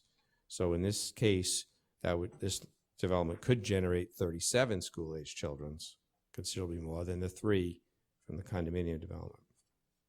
Obviously, there's more of a population, and so when we apply those same multipliers, we have expenses for this project of single-family homes of $450,000. So it's a considerably more expensive for a community when they have single-family homes. Probably most of us know that. It's just, that's just what it is. It's the land use, it's the category, and that's what the expenses are. But in this case, the owner has indicated he felt that those nice single-family homes in this neighborhood would sell for approximately $475,000. So that'll generate, again, a little over $10,000 per unit, and that's the $654,000 in revenue I project for that. So when we take, and again, do that mathematics on page 12, you'll see that net result of $201,000. So there's a pretty distinct difference between the two developments. You know, because they're the same exact number of units, 62, they're close in price as far as what the sales price would be. So you have a pretty good idea as a community and as a commission, as you're looking at this, what the difference is between the two projects. And again, it's informational for you. It's a checklist item to estimate these. I have all my backup information in the back of the report. I can certainly answer questions you may have now, but I'll be here obviously through the rest of the hearing, and I can come back at preliminary if you have any need for any update of any of this information. Questions? Yes, sir. Mr. Kenny. In your comparison between single-family homes versus the condominiums, and knowing that the applicant is asking for the condominiums, Right. when you did your per capita multiplier for the municipal budget Yes. for the single-family homes, why did you use the full 923 and not the Yeah. 785, which was revised to the committee? That's a good question. I meant to mention it. I used the full amount because in a conventional subdivision, there's town roads, there's town services that will be required. In the condominium, you're subtracting some of those out. No street plowing, no trash pickup, that type of thing. So, Thank you. yeah, thanks for pointing that out. Did you see at the beginning the per capita cost that Coventry residents pay is very good? It is in very good. relation? Yeah, I've seen some that are. We might be able to use you in a few months. Yeah. I mean, I see them go as high as $1,500. Those are communities that probably are in debt, a lot higher in debt. But yeah, it's a very good number. It's one of the lower ones that I've seen. Under Thank 1,000 is great. Thank you. You're welcome. Okay, we're all set. Mr. Cronin. Mr. Chairman, I did want to emphasize, Mr. Lombardo talked about the impact fees, and the impact fees for this project would be substantial, nearly $500,000 when the units are completed. I understand that my editorial is not evidence, but nonetheless, wanted to point that out. Unless there are questions from the board for myself, the engineers, or Mr. Lombardo, that's the conclusion of our presentation this evening. I did want to briefly mention that part of our request here tonight, besides the master plan, is recommendation to town council for the planned unit development. So, you know, you can't build more than one house, never mind 62 on one lot. That's frowned upon. But special circumstances arise such as these, and the zoning code and the subdivision regulations provide for an applicant to go to the town council and present their idea, their proposal, and obtain approval to change the zoning use of the lot, not the R20 zone. We're complying with the R20 zone, but the actual use. And I'd be asking, in addition to master plan approval, for recommendation of town council for that planned unit development. You may recall that my office and this applicant were here on the condominiums on Route 117 across from Payne Field, and we went through a similar procedure with that project as well. So I just wanted to make sure that I brought out that request. It can get lost in all the engineering and more interesting topics. But unless the board has any conclusions, that's the end of our. I think I have just one more thing, because you just touched on something. Do we have a range on the square foot size of these two-bedroom dwellings? Just a general range of the size of the dwellings, and also the lot sizes? Because I know that it's kind of a different concept for Coventry. You get your own house on a condominium-style lot. So just maybe to put it in perspective, because you said it complies with the R20 zone, so just for some of the folks that are here, they may be interested to know. It's great. I mean, the plan seems you're preserving over half the untouched woodlands that are on the property, but just maybe for comparison, as opposed to a 20,000 square foot lot in an R20 zone, what do we envision roughly the individual unit lot sizes to be and dwelling sizes, if you know and have? Sure. So just to clarify, in the projects that we have completed with these individual detached condominiums, they have not come with a lot. All the area is common area. There's a limited common area. Yeah, associated with your driveway, back porch, but it wouldn't be a delineation of a lot, so to speak. But let me find out from the applicant what size units we're talking. Okay. Mr. Clunian, if I may, on the sheet right here, Yeah. if you look, they do list a proposed density at 1 unit per 31,000 square feet, and they listed how they characterize that. So, you know, the density is 1 per 20,000. They're using a density of 1 per 31,000, roughly. But that factors in the open space as well, right? It does. And Yeah, they okay. subtract out the land unsuitable for development and the total number of units. I wasn't trying, I just wanted folks to try to gather how compact the dwellings were going to be and the size of the dwellings, if we're that far along. The marketing may not be complete yet. Hi. Thank you, Mr. Chairman. My name is John Assalone, ASSALONE, 6 Veronica Court, Coventry. We're leaning towards, I think the term Sandy Resid uses, we're considering a landominium where people will have a plot that is theirs in addition to common space. We believe the homes will probably range between 1,700 to 2,500 square feet, depending if it's a walkout and people decide to put a family room downstairs. We're fortunate to have, based on the soil tests that we saw, great soils, great water tables as far as depth goes. So we are planning on, in most cases, different from River's Edge, which are on slab, to go with full foundations. And some of these foundations, because of the slopes that are there, will be conducive to walkouts. So I would say that would be the square footage maximum in there. Okay. Anyone else have any questions? Okay, thank you. Thank you. Yes. Units would not have, or any ownership in property other than a homeowners association? Everyone there will have have ownership in the open spaces. And the people where the houses lie, okay, they will own the land that sits on. It'll be their land. So it's not, but now a lot of this land goes to open space. When you walk off your property, everybody has open space no matter where you are. And that open space will be deeded to the town? No, it's going to be just for the residents. Okay. Okay. Just like the River's Edge, you have. Yeah. I'll go back to Mr. Cronin. I think we can confirm, similar to under the Rhode Island condominium law, each person will own their individual unit. Then they will have what's called a limited interest in the common area that's basically exclusive for their use, but owned by the condominium association. And then the open areas are actually owned and controlled by the condominium association, which everyone shares an interest. There'll be no town ownership in the planned unit development. Is that correct, Mr. Cronin? Explanation that I can give. Thank you.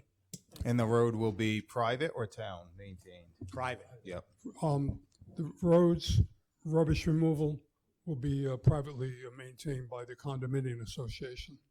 We've done this before, and it's worked out pretty well. Thank you. Okay, we have this down for public hearing, but before we do that, does anyone think it might be worthwhile to take a 5-minute break? We have a lot of people here for testimony, but if we do, I want to keep it a firm, 5 minutes and come right back. Is that okay? So we're going to reconvene in 5 minutes, then I'll entertain a motion to open public hearing and the residents will get a chance to speak or ask questions.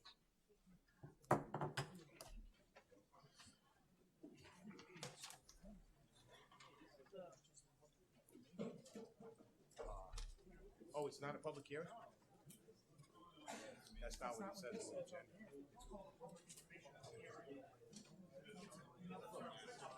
Yeah, don't get me scared. Don't say me. Don't scare me. Don't scare me, Mr. Kenny.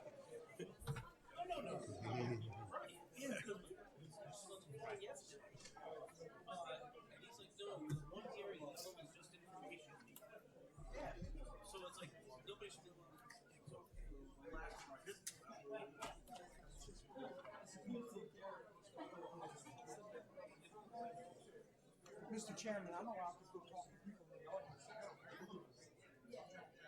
Yeah, what I would do is. No, I'm.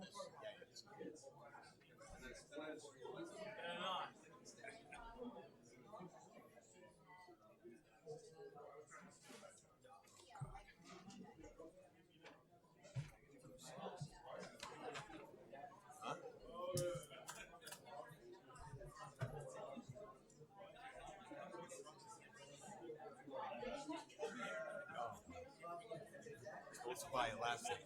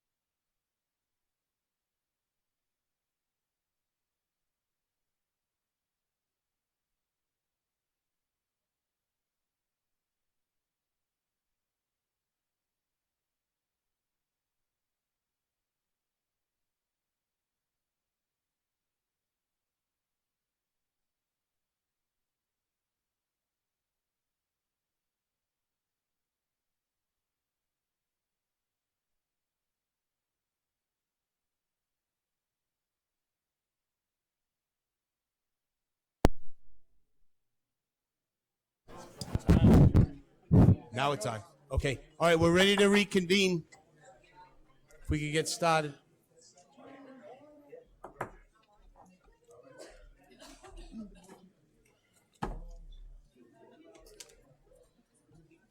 Okay. This application is down for a public informational meeting, so at this time, I will entertain a motion to open the meeting to the public. Motion, open the meeting. Second. I have a motion by Mr. Mattson and a second by Mr. Kenny. All in favor? Aye. Okay. At this time, we've opened up the public informational meeting to comments, questions, and concerns by the public. I would just ask that you wait until I acknowledge you before you come up to the microphone. Everyone must come up to the microphone. You must state your full name for the stenographer. Please try to speak loudly and clearly, and you need to give your address. So at this time, if there's anyone in the audience that would like to come up to the microphone and speak, please raise your hand. Okay. Good evening.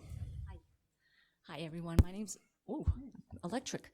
My name's Mona Bisson. I live at Mona Bisson, Bisson. And I live at 121 Reservoir Road. And I was just speaking with Mr. Assalone, very nice man. And I live just right up the street from the 44-acre development. And when we heard, my husband and I heard about this, we thought, oh no, what is that going to do to that beautiful green space that we pass by when we're on the water all the time? And we thought, well, you know, if we had that big lot of property, wouldn't we also want to capitalize on it? Wouldn't we want to make some money on it? And certainly the town does. I mean, $475,000, that's a pretty desirable amount of money. I know there's a lot of good reasons to have a development of that capacity and what it can bring to the town in terms of dollars. But can we think about the resources for just a second?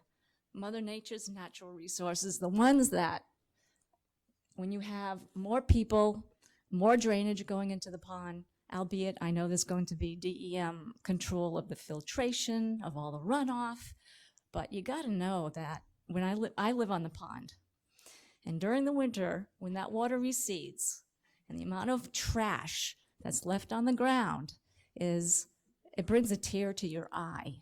So I get out there with my garbage bag and I start cleaning it all up. And this is the stuff that's runoff from the homes, down the driveways, from the street, down the driveways, into the pond. It is a big dumping facility. When you can see it, you know, it makes an impact. When you don't see it, because it's at the bottom of the water, you don't think about it. So I just wanted to bring your attention to, you know, sort of the trash impact that may take place. We already have a problem. I think this will just perpetuate it. The second thing I was talking to John about was, so when I drive out to the intersection of Reservoir Road and Clubhouse Road, or the road that the school is on, and you've got the, you know, the stop signs and so forth, the traffic in the morning and the traffic in the afternoon when folks are coming back and forth during travel commute times, whether it's school and work or just school or work, that the Reservoir Road gets backed up all the way to the airport road, and it could take you 15, almost 20 minutes to get through so that you can get to your intersection of Route 3 and Reservoir Road. That will become a very main driveway for folks commuting to get to Route 3. And then there's the water congestion. So in Mr. Assalone's proposal, he has some docks. I think you said 10 docks, perhaps, that were, I don't know what plan, I don't know. I saw a very nice plan, and there were some 10 slips, anyway, going out into the water. You know, boating in that narrow passageway can get pretty congested during the summertime.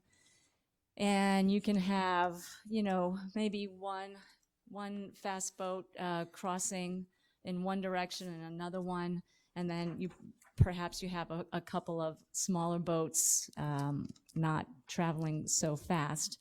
I think my point is, though, that it gets very narrow and very congested in the summertime. You've got docks on one side of that pond, and now Mr. Asselone is proposing docks on the other side. My concern there is that the DEM will allow it, but with the caveat that we probably have to slow down the boaters that are coming through that cross intersection.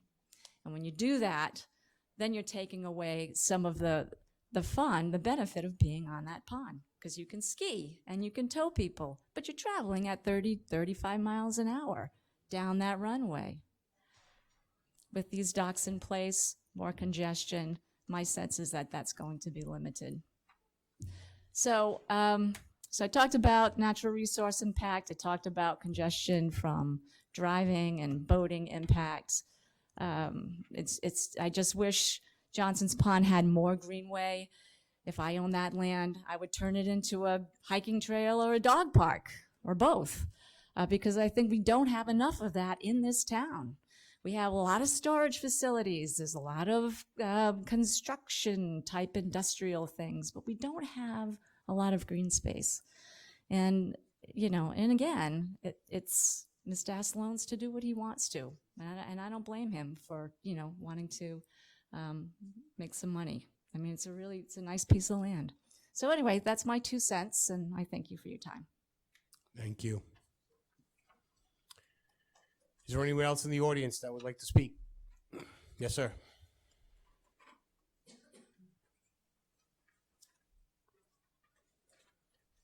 Hi, my name is Bruce Beauchamp, Beauchamp,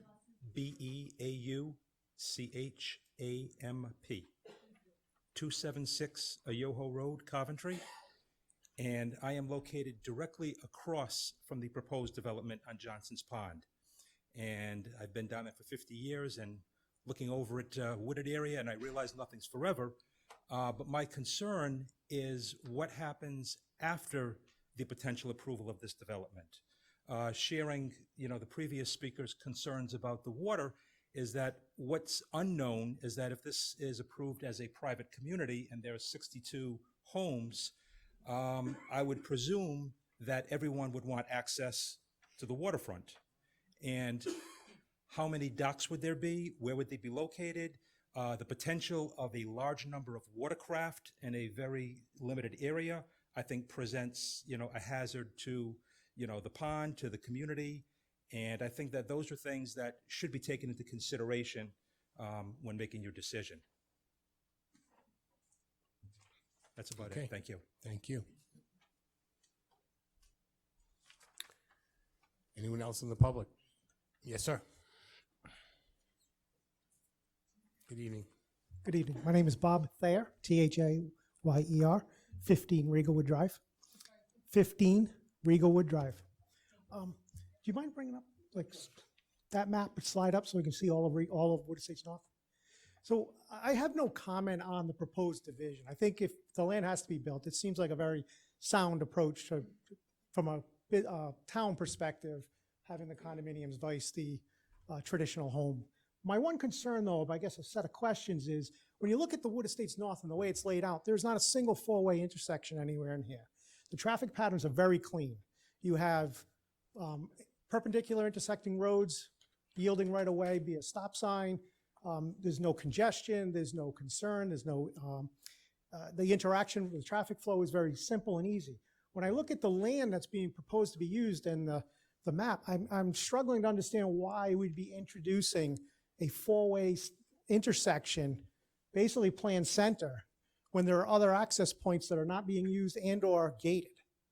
I just, that's sort of, I know there's been a lot of traffic studies, but I think it's all outside of that area. Why, based on intersection from Reservoir, from Tallwoods itself to Tallwoods Estate, or from Sharon Drive, why is the decision to have a four-way intersection in this area? Even the entrances to Wood Estates North do not have four-way intersections, off a Clubhouse, off a Reservoir. I think that the plan has always been very well thought out, going back decades, where we don't have to deal with four-way intersections.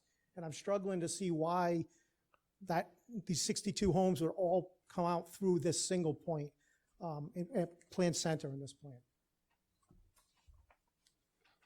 Okay. So I guess the question would be, from a traffic perspective, why was Regalwood selected over the other areas of access? And just let me confirm something, because I appreciate the applicant and his attorney, they're taking notes right now. So I think what they're going to try to do is actually, after everyone's had a chance to speak, they will address, rather than that's answer fine. people's questions individually. Yep. That's correct, right, Mr. Cronin? You're gonna wait till the end, you're taking some notes, and you're gonna try to respond generally to most of the things that have come up, including this gentleman's concern, rather than to try to answer them one at a time.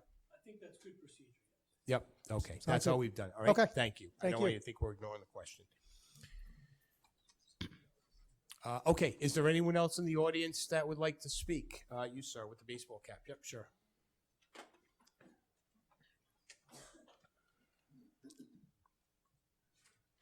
Thank you. My name is Ken Redman, Redman, 32 Sharon Drive. A couple of questions. Since this is a condominium complex that requires two means of egress for vehicles, is there any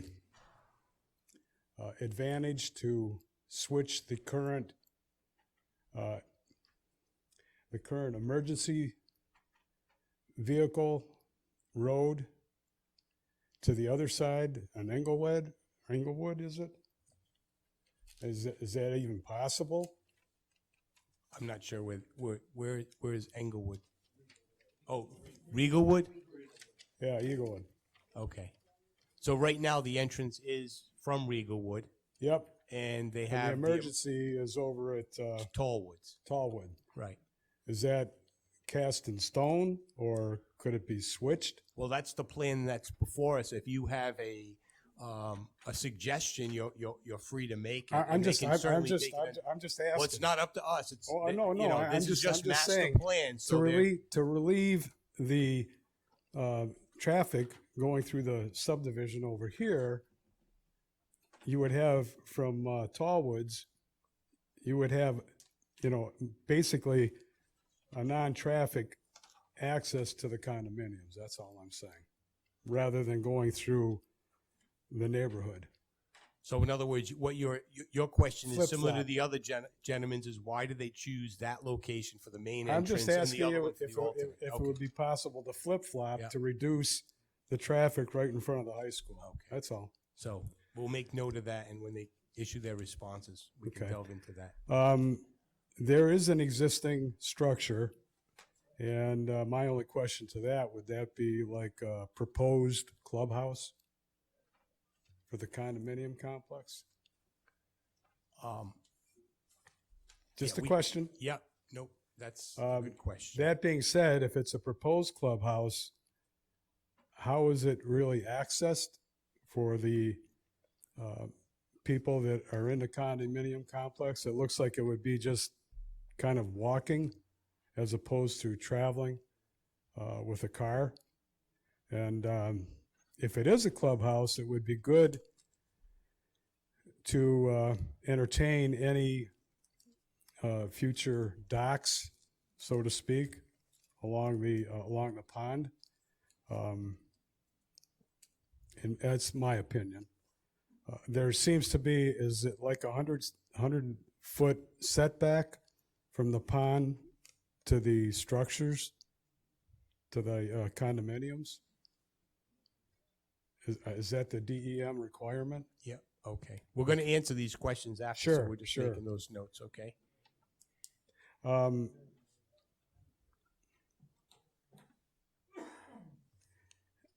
I don't see anything regarding, I mean, this is a nice layout relative to where I live, because I live on Sharon Drive. There's a lot of buffer. It's a lot better presentation than single-family homes that has somebody right in the backyard of my house. So I appreciate the savings of the trees and everything else, where the condominium complex makes more sense in single-family homes. I don't see any Visitor parking? I mean, there's enough parking for the residents, but say there's a party or something like that, is there an overflow relative to just parking on the street? Or is there an intent to have visitor parking someplace on the site?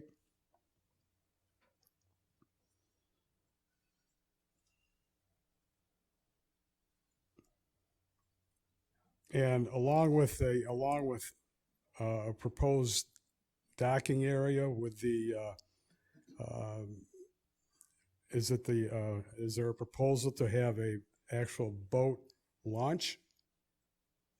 And that would be another consideration that I would like to know.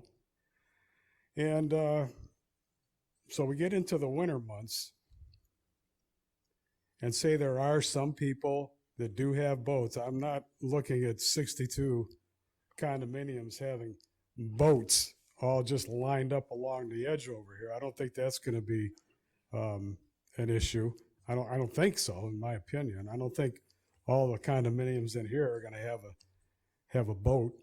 But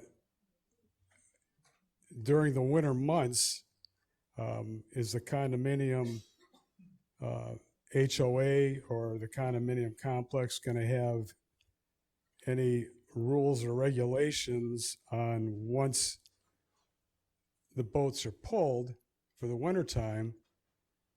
Are they going to have any separate area to store the boats? Or are the boats going to be stored at the individual condominiums? Or, what happens with the boats during the winter months? Or prohibited and have to go off-site. They would have to We'll go have to off-site? ask. No. I'm just saying that's another option. We're going to let them respond to the question. I'm writing Sure. it down as well, okay? Again, I think this is a lot better use of the land. It gives us a lot of green space back, a lot of buffer, and as opposed to the single-family homes that were first presented. And I'm grateful that that's part of the project right now. Thank you. Thank you. Okay, is there anyone else in the audience that would like to come up, ask a question, or voice their suggestions or concerns? Yep, in the back. Yep, sure.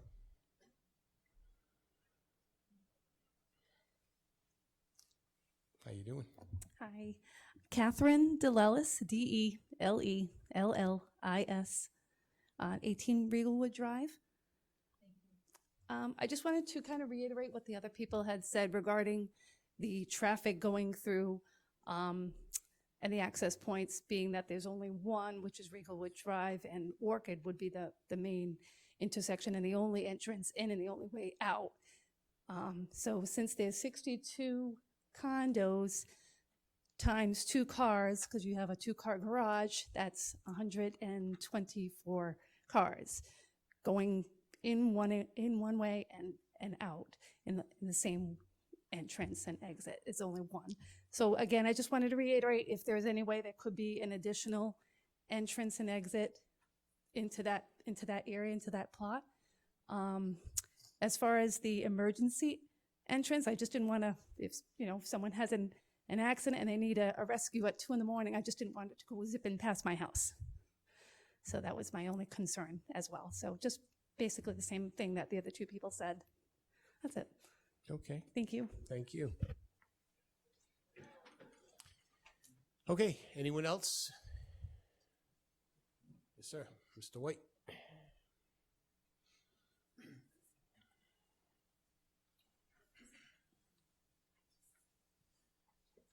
Good evening. My name is Keith White, W-H-I-T-E. I live at 133 Reservoir. I own the last 3 houses at the end of Reservoir Road. I just want to go on record as saying that I've been following this very closely. I've lived at the end of the street since 1983. It was always going to be a residential development in some manner. We simply had to wait for Mr. Casella to sell it. I think Mr. Assalone has a couple million reasons why he thinks it's a good idea. But in fairness, I think he's an excellent developer. And I think the projects that he's done in town have all been very well received. They've sold out. People seem to like them. So that is to his credit. I've never heard any major complaints about projects that he's built in town. And I've been in politics myself here for a long, long time. As far as what happens in this neighborhood, I think it's an excellent plan. I think the condominiums are far superior than a traditional single-family subdivision. And I hope the commission concurs with that. Lastly, as far as the traffic plan, I think this is the best way to go. The entrance off Riegelwood is the widest, and it was always planned that way. There's a reason it was left open from the end of Wood Estates North. So I think the traffic plan is appropriate and reasonable. The other roads, such as Sharon and Reservoir, are not physically or legally capable of supporting that traffic. So again, I'm very much in favor of it, and I believe that other people on Reservoir Road would be as well. Thank you. Okay, thank you. Anyone else? Yes, sir. Yes, Edward Overton, Overton, 461 Shady Valley Road, Coventry, Rhode Island. I am a resident on the pond, and as we've known over the years, there have been different contaminants in the pond, and pond's been, everybody's trying to get it cleaned up.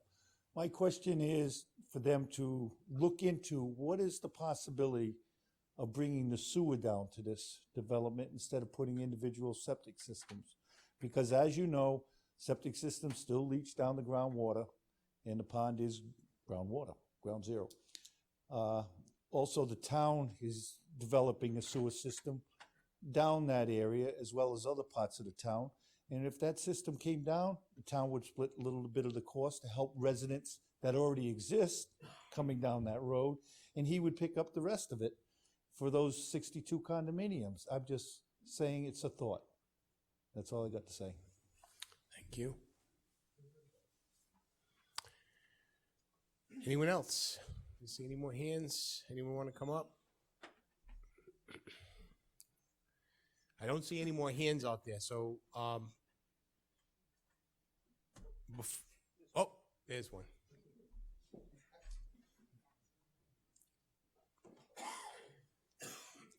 You just got to state your name again. Yep. Ken Redmond. Redmond, R-E-D-M-A-N. I just thought of a couple things. The property that John owns along Sharon Drive, where there is a property portion that goes into Sharon Drive. It doesn't appear that that's going to be used for anything. I mean, that's not going to be used as an access into the site, but it still belongs to him. I just want a clarification that that's going to remain his property with no objective to go into his condominium complex. Okay. The other thing is that I don't think anybody can address this that I know of, is that the pond has been recently sold. And I don't know what the status is of the buyer. Is that confirmed? Has that been closed? Has there been a closing on the sale of the pond? I don't know. Okay. I heard the same thing you would. There's rumors, but no one's actually. Yeah, I thought the closing of the pond, the sale, was supposed to be sometime in October, but. And that was another concern. I think it's more of a concern than John's condominium complex, because the lease of the pond is done in 2024, and nobody has any idea what the new owner is up to and why he purchased the pond. Rumors or otherwise. Thank you. Yep, thank you. Okay, sure. Come on up. Hi, my name is Kimberly Thayer, and I live at 15 Riegelwood Drive. Yeah.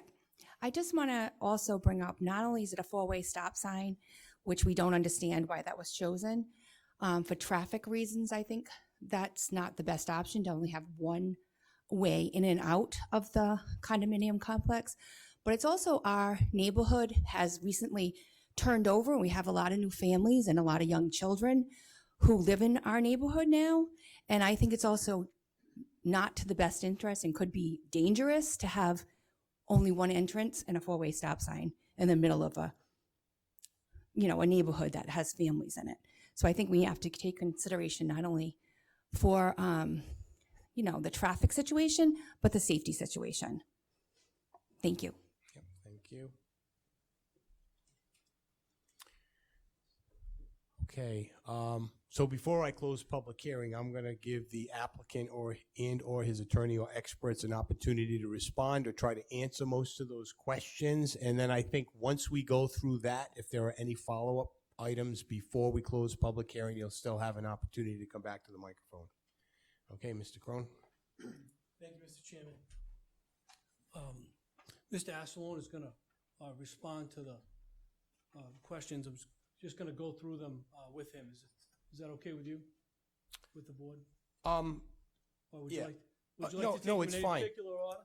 No, I'll just reiterate, there was this, questions about the docks and the potential boat launch. The access seems to be the one that was the predominant, why that was chosen, were there alternatives? What's gonna happen with the auxiliary building, the setbacks from the pond, any auxiliary parking spaces or parking within the complex. With the HO, how would they deal with any boat storage or storage within the complex, which is basically up to his purview? Any thoughts on why sewer is or would or would not be practical, and what's happening with the lot on Sharon Drive? That's what I have. What's going to happen with the pond? Well, that I don't know. I already answered that one. If you had the answer to that one, we could just wrap it up. Okay, Mr. Asselone, why don't so you come whoever up? you choose. Yeah, sure. That's fine. Come on up, Mr. Asselone, and why don't you address the boat and dock issue to begin with? Okay, regarding the docks, the plan right now, and again, you're going to have tremendous input on this along the way. So I'll give you my ideas on it right now. Anyone that lives on that lake, as far as I'm concerned, has a right to have a dock down by their house. The gentleman also brought up some good information or questions regarding excess parking. The same will be proposed to you regarding areas for rubbish, excess parking. That's it's going to be developed along the way. We certainly have plenty of room for that. Sharon Drive, that property is, these people that live within this area will have every right to walk down to Sharon Drive, hike, do whatever they want. There's plenty of room down there. That property will remain part of the condominiums. Sewers were a good question. Of course, so far the analysis on the water tables are great. 12 feet, sandy, not too fast, not too slow. So I think DM is going to be, they really never like anything as such, but that's really not fair, I guess. But I think they're going to be very satisfied with the septic. Regarding sewers, that's always an interesting question. I have a sewer line down there now. Made a deal with the town to have them take it over, and this board had nothing to do with it. It was that last manager who I won't make any comments on. We put sewers in for $100 a foot, much less than the town ever does. I would be interested in working with the town of trying to do that, but I cannot promise that, because once you put sewers down, that road has to be repaved. If they want to get involved in a joint venture, I'd be willing to listen to them. And I know I can produce sewers down there better than, equal and less expensive than what they do. So that would really have to be studied. As far as the area down below, the gentleman brought up the so-called clubhouse. I'm not going to say that's going to be a clubhouse right now. It would be used somehow with the people down there. There will not be a, you're not going to find all these people, in my opinion, swimming down there. There's a trail that will go down to the water right now for sure. Anyone that has a kayak or a canoe, as far as I'm concerned, is welcome to go down there. That's what this is all about. Use the facilities that are there. And enjoy it. I don't think we're going to infringe on anybody else on the lake whatsoever. That's my belief. And I think those are the other, I think hopefully I've answered those general questions. I'm not going to get involved in traffic. Okay, so I'm just going to maybe delve in. First, for the public's benefit too, by the way, this is just master plan.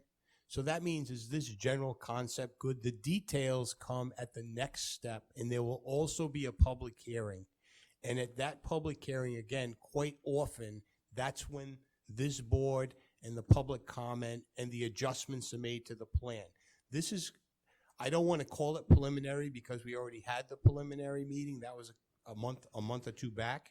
But I just wanted to sell that. But I think, again, just to get back to the sewer issue, because I just want to, pardon the expression, flush something out.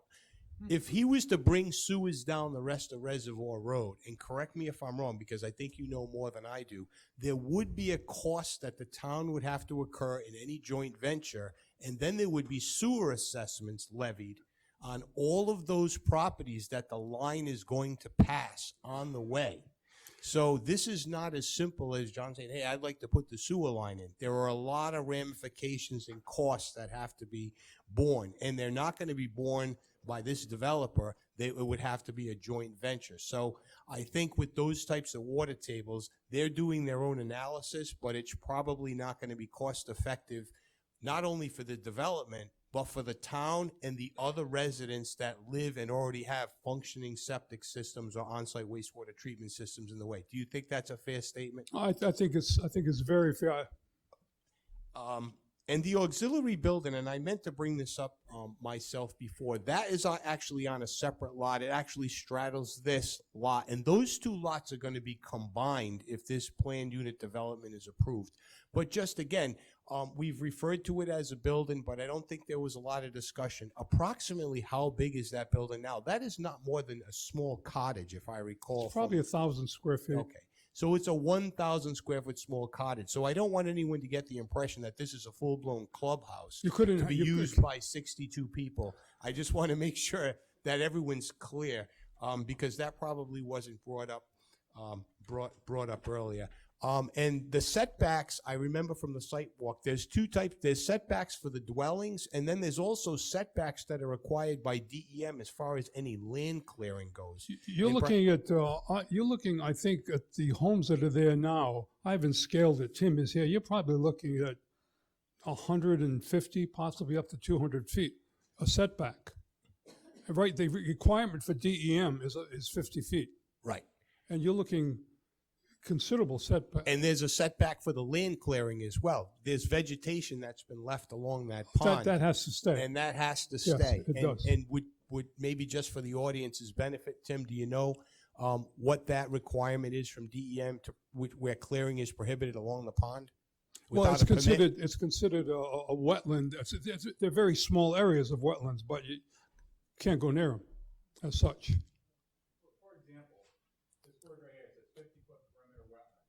So this line, the green area, that's the 50-foot perimeter wetland. It's under DEM wetland jurisdiction. So to give you a little, I mean, these houses are set back probably a good 150 feet, like John said. Right, but there's going to be a buffer all the way along the pond that must stay unless you go get a wetlands permit. Yes, there's jurisdiction of 50 feet there. Okay. And let me see. Yeah, and we talked about, and basically the parking and the boat storage, that'll come out of preliminary. That's up to the homeowners association to establish those rules and regulations. And the lot that's adjacent to Sharon Drive, it's part of this property, but I know you said foot traffic. You have no plans to allow vehicular access to use the Sharon Drive access point at this time. That's correct. Okay. So the only thing I don't think we really got into is why the Regalwood access point was chosen over the Tollwoods Drive, and was there any thought to either, or why not would you have both entrances open, and why was one chosen over the other? I just want to say thank you for the input for everybody here, and thank you, Keith White. That was interesting, but thank you very much, and thank you. So, Mr. Clunian, the choice to use the Regalwood Drive town right-of-way, is based predominantly on geometry and a little title, land title. So it's the straightest, widest access point for sure.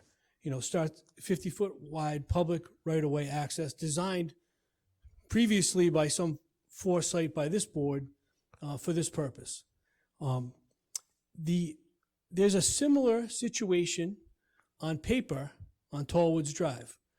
However, the real world on Tallwoods Drive does not reflect exactly what's on paper. The access, the 50-foot wide access on Tallwoods is no longer 50 feet wide. There's significant encroachment, not on our property, onto the town's property by a neighbor. It's been there for more than 10 years. I don't know what his property rights are.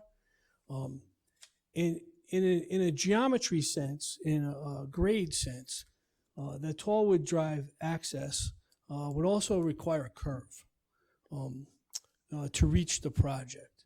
So those were really the two deciding factors. The geometry, that the Orchid Drive was a straight shot, you know, good visibility and width, and just less complicated in terms of the curvature of the road and the grading of the site. And I don't know that neighbor's name who has extended his driveway through the Tallwoods access point, but he has. So that's what the decision was based on. If the town feels like Tallwoods is a far superior access point, I don't think that that's necessarily a deal breaker for the developer. It was just a matter of, we had to choose one, and we chose the superior option that was available to us. And your concern is that there may not be adequate legal road width that existing today, or physical road width at that location to gain access to the site and Sure. still maintain the town regulations for the sidewalk and the road width? That's correct. That's a concern. The 50-foot wide right-of-way is no longer 50 feet wide. But that will be a gated emergency access, so that if the fire truck or someone needs to get in, the other access is not available, they'll have gates, they can get the gate key and go through. That's correct. Okay. It will not meet the public road standards. So, and that's really where the rubber hits the road, since we're using punts tonight, Mr. Clunian. It would be difficult to meet the public road standard on Tallwoods as opposed to Orchid. Okay. Thank you. I'm not sure if everything else has been addressed. I think that was the last thing I had on my list. Okay. However, is there anyone? Yes, Mr. Redmond. Come up. You got to come to the mic.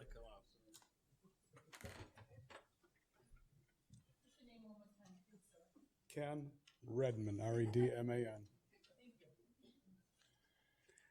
I guess I share some of the concerns of people that live in that neighborhood relative to the traffic that's going to go through that neighborhood. That's my only concern.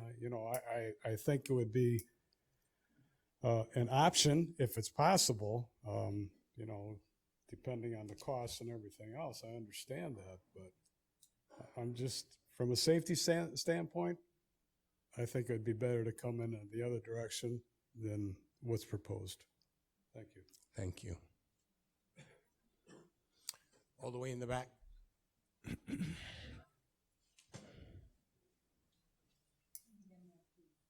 Catherine DeLellis, 18 Regalwood Drive. So that gentleman just mentioned that for the emergency, if you needed to use that emergency entrance, you have to get a key. What ambulance driver is going to take the time to get a key? No. They have fire boxes. It's common throughout the town. The alternate emergency access, they have gates that they can get through, and if not, they'll just cut it and go. I find that, I don't know, I'm sure that's protocol, but I find that hard to believe that would happen. I would think they would take the easier, fastest approach because it is an emergency. Oh, they will, but if there was something that prohibited them physically from accessing the requirements of the town, there have to be 2 access points to the subdivision, one at least for emergency use. We've got them, South Pond's got one through someone's properties right away. Hornbeam's got, they're all over town. That's a regulation that the town requires. They have to have at least an emergency access as well as the general access. Right, but I just think that most likely they're gonna take the easier approach, and that's the Riegelwood Orchid. Of course they are. They're gonna go Right. that way regularly, but if there was an issue with Where they needed. a truck tipped over at the end of, at the main entrance, and they needed to get to it from the other side, then they have another means to get up there, and the residents that live there can get out. Right. That's the concern. So they have an alternate emergency access, which they have designated as Tallwoods. And what Mr. Cronin was saying was there's some question about the actual legal and physical road width of Tallwoods Drive in terms of complying with the subdivision regulations, which require 50 feet in width, so much paved, so much for sidewalk. Whereas off of Riegelwood, there is already a dedicated paper street that was left for the town in case Right. anyone needed access to this property for a development. It was deeded over Right. years ago as part of the plat. So that's why they chose that as their main entrance over Tallwoods. Both the road geometry as well as the physical and legal constraints to getting access from Tallwoods. Okay, I just, again, would hope that someone would reconsider having, instead of it being an emergency entrance from Tollwoods, to make it just a regular entrance, so that there will be more than one access point. Thank you. Okay.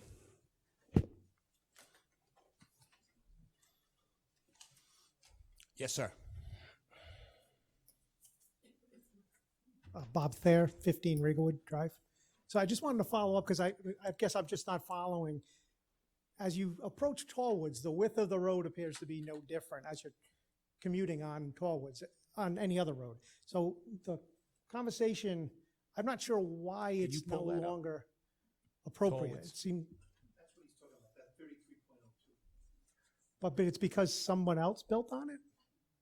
No, there's only 33 feet of width between those two property lines at the end of Tallwoods to get into this particular property. Right where that arrow is there. He's only got 33 feet of frontage at So the what top. was the emergency road going to be in width? 20? So it's adequate for the fire department, but not for two-way traffic on a regular basis. Okay, and is there anything, any stipulations or anything that that Tallwoods could be looked at for to get the 50-foot? Well, they would have to then find property from a private property owner who's willing to give it to them, so they could access it over there. Okay. So put yourself in their shoes. But see, if you go back, and this is what Russ, can we just go back to Riegelwood just so that everyone can see the 50 feet that was left? I just want to make sure that you're aware. Yeah. That was not part of this property. The town envisioned that as a Oh, road I understand, it's to paper access road, it. yep, Okay, I understand. okay. Yep. Okay, thanks. Yes, ma'am.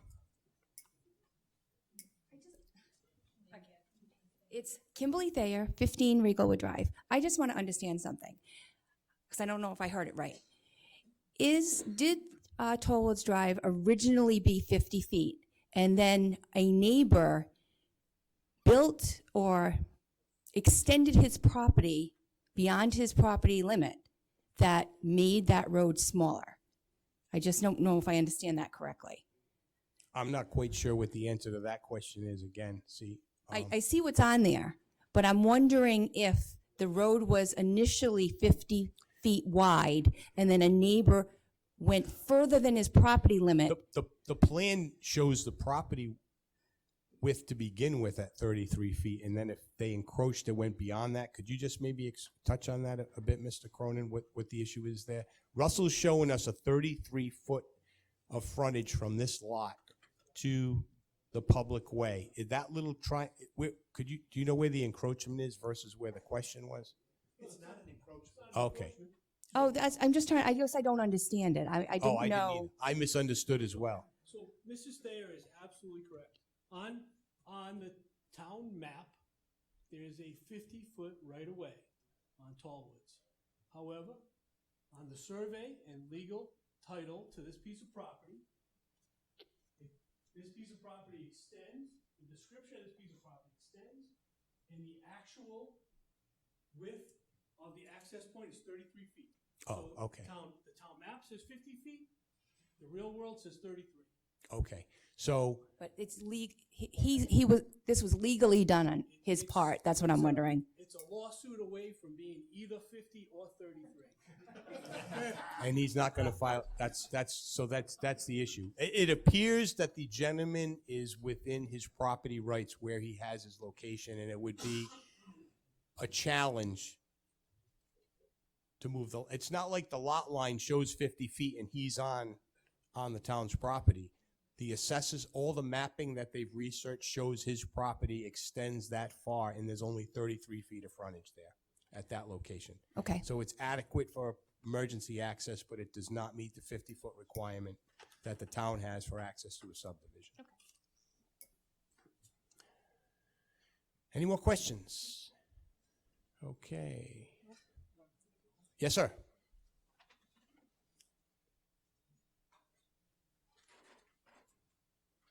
Bruce Beauchamp, 276 Yoho Road. Just wanted to comment on the response that I heard regarding water access and water usage. And the response that I heard was anyone living on the pond, has a right to a dock. Agree, 100%.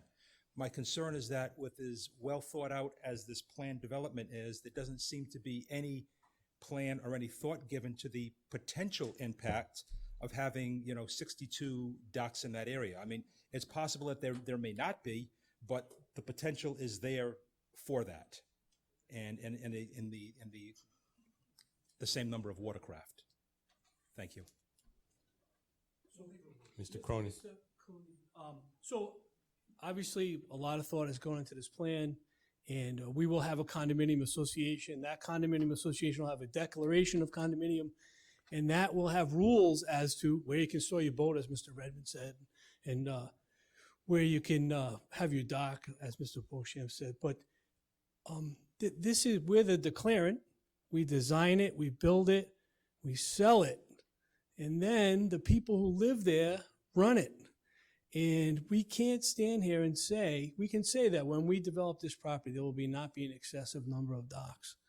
Mr. Asalone's idea is that the people who live along the water might have a dock, and no one else will. And we'll put that in our original condominium docks.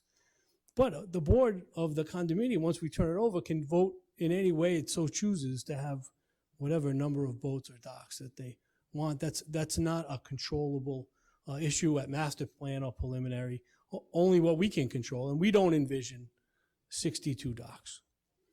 So that's where we stand on that.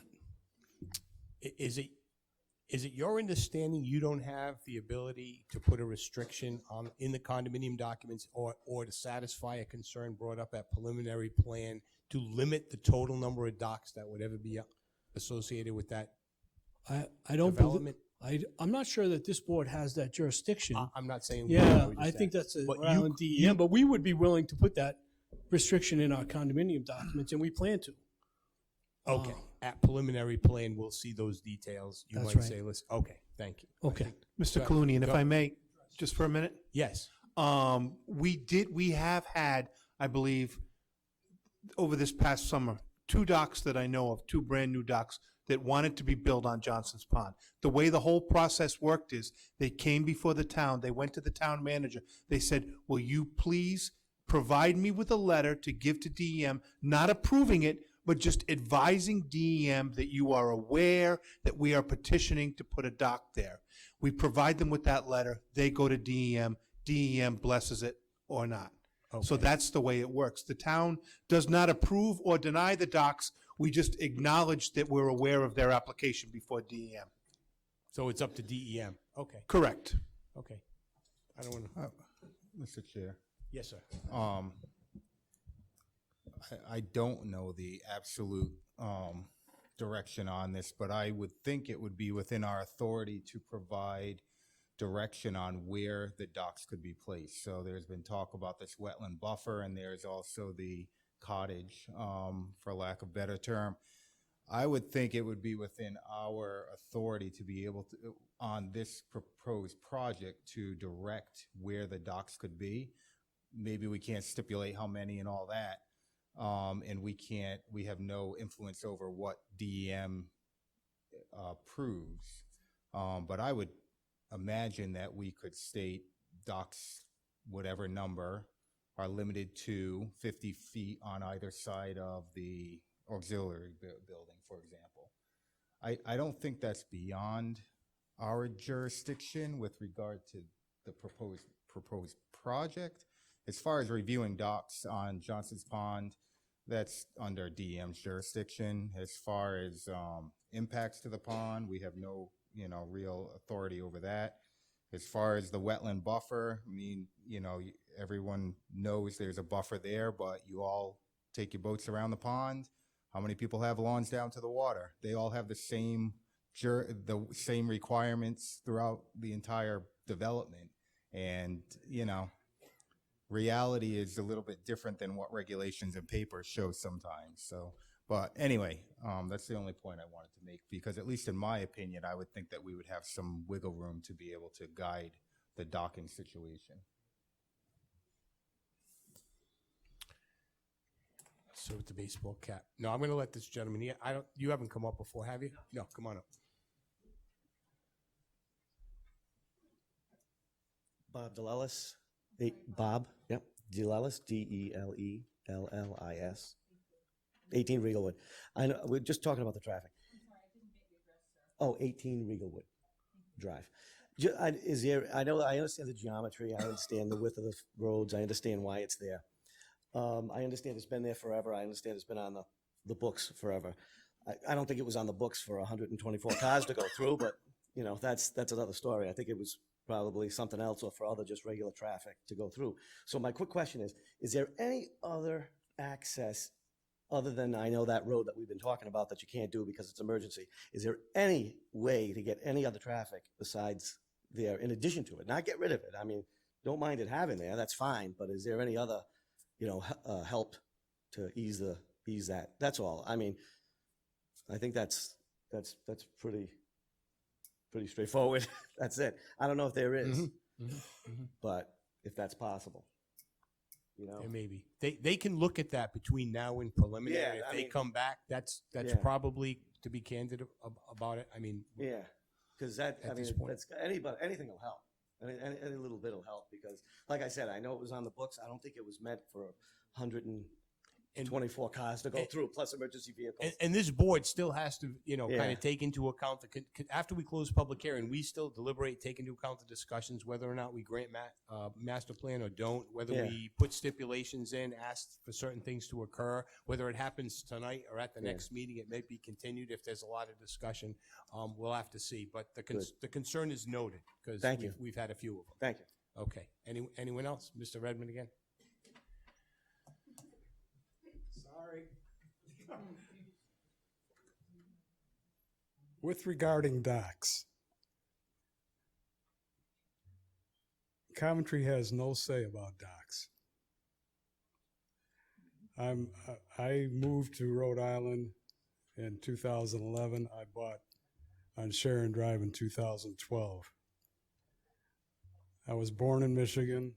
I relocated upstate New York, and I came over here. So I was of the mindset in Michigan and upstate New York that you can't put a fence up in your backyard without a permit. So knowing that, I went to the city for a permit on my dock that I put in. Or I went to DEM for my permit on a dock. I'm probably one of two people that have permitted docks on Johnson's Pond. Okay, so when I put in all the paperwork, gave them everything that they needed to know, they came back and said, can't give you a permit. I says, why can't you give me a permit? Because you don't own the pond. I had to get approval from Quinnick Association to allow me to build a dock on the pond, which I subsequently did. So, all this stuff about, oh, wow, we know what to do and everything else is not correct. you have to get, if you're gonna have a permitted dock, you have to get it from the owner right now before you can build a dock. Now, you say, well, then just go ahead and build a dock, which, like I said, I'm probably one of 2 people on that whole pond that has a permit. Thank you.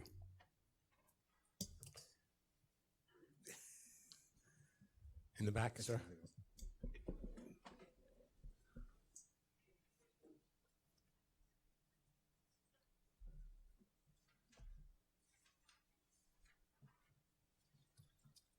Hello, my name is Chris DeVerna, Deverna, and I live at 1 Marion Drive in Coventry. I have some of the same concerns regarding the traffic, particularly on Reservoir and Clubhouse. But I know it hasn't been, they've alluded to the Sharon Drive as being a possible entrance. So I would just say He said he wasn't. Huh? He said he would not put vehicles. Right, in and I just Sharon. wanted to express my concerns on that, because I know in talking about traffic, I don't know if that would come back up as an option. So I just wanted to specifically express concerns about Sharon. I think it's different. It's much different than the other access roads. You have some very sharp turns where anybody that lives towards the end seems to go very fast.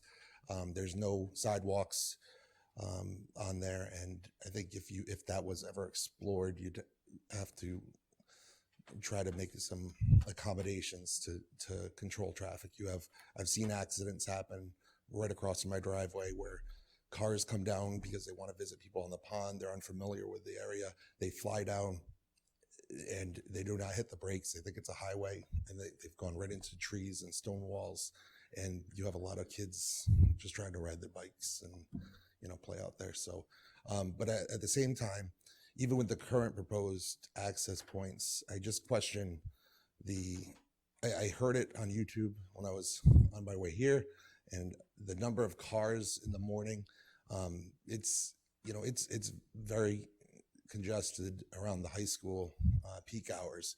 And I thought I heard 26 cars being added to the commute, and I really question that. If you were going to have, 62 units times Condominiums, yeah, yeah. right, times 2 cars. Now I realize not everybody leaves, but it just seemed that was a low number to me. It jumped out, and I don't know if there's any independent evaluation of that, but I think having lived there since 2005, I know if you don't have to leave at that time, you don't want to get caught in the high school traffic, because it's a mess right there. Right. So, all right, that's all I have. Yep. Thank you. And Mr. Crossman, just as a follow-up to that, because I know Mr. Bannon did a traffic study for the applicant. The town reviews that, and then do we have any independent review with that right now? Because I know that was something. Okay. Thank you. No, Mr. Chair, just to clarify, I think it was 29 trips, and I believe that was during peak hours, correct? So that's not in total throughout the day or even throughout the course of the protracted commute. It's during peak hours, and I believe that was 7 to 8 a.m. And then it was 35 trips in the p.m. And again, that's only limited to peak hour time frame, which in the afternoon, I forget what time, like 4:30 to 5:30. Yeah. So yeah, it doesn't quite capture all of the traffic. It just captures the height of the traffic flow. Okay. Anyone else? Yes.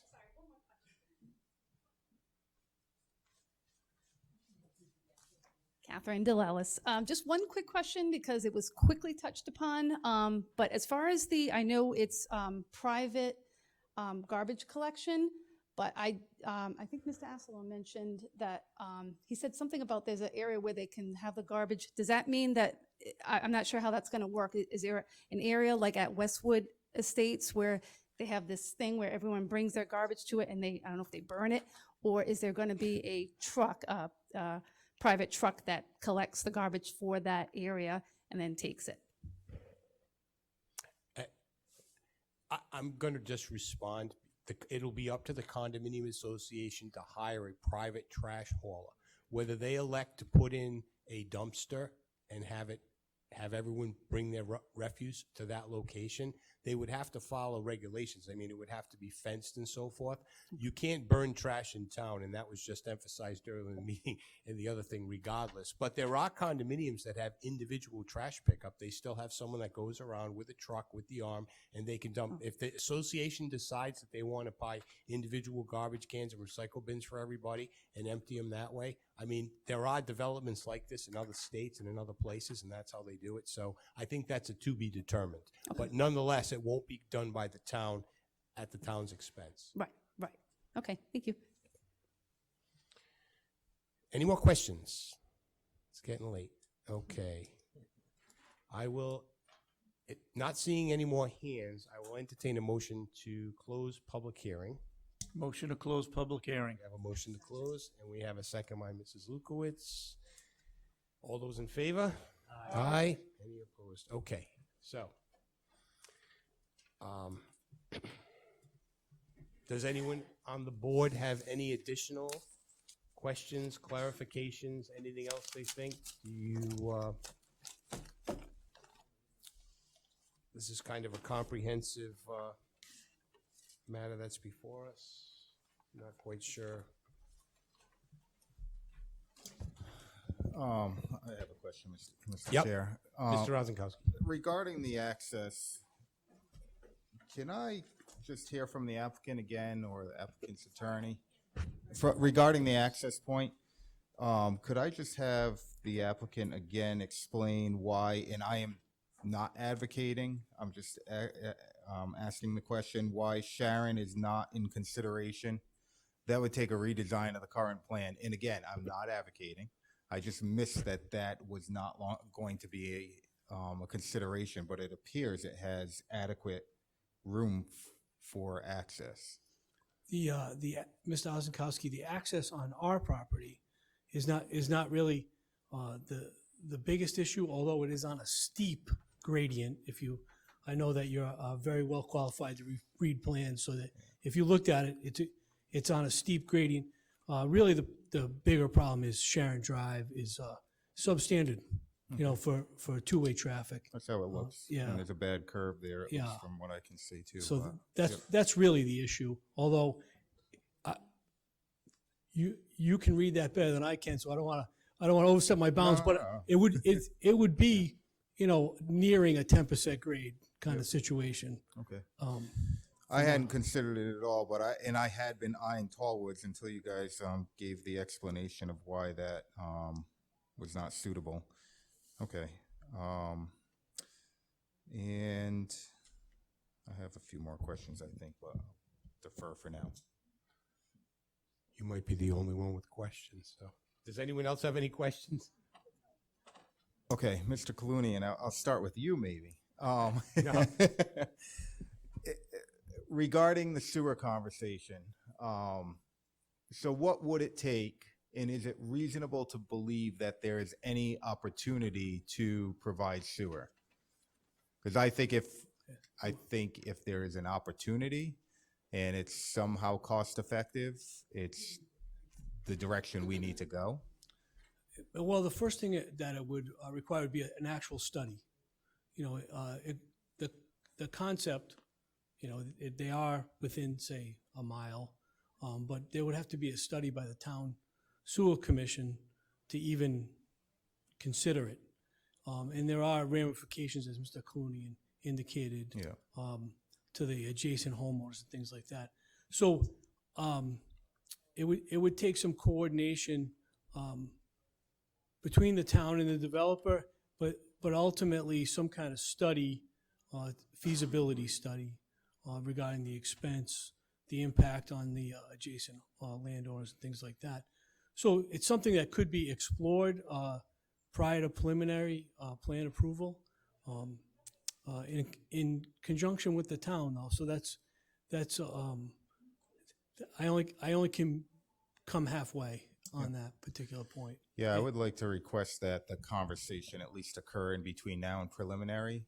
And in addition to that, and whatever the result of that is, that at preliminary, we have clarification of how a shared septic is gonna work and what the agreement would be like. I definitely have a strong preference. I prefer sewer if possible, but I get all of the concerns and complications of doing that. Okay. Anything else?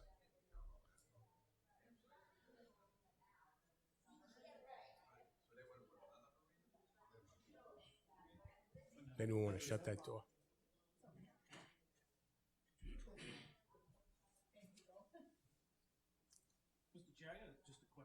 Yep.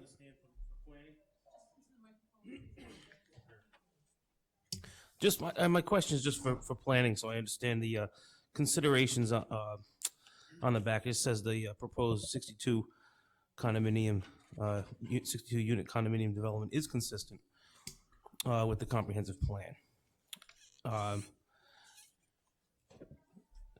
So it's consistent as it lies in an R20 residential, or are we saying it's consistent after they possibly get a zone change for the public unit development?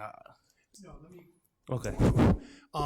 It's consistent because if you look at the plan, the future land use map of the comprehensive plan, it calls for medium density residential area.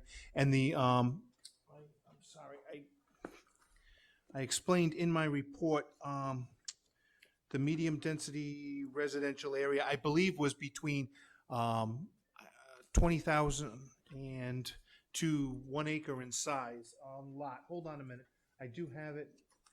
I just have to go back up and access.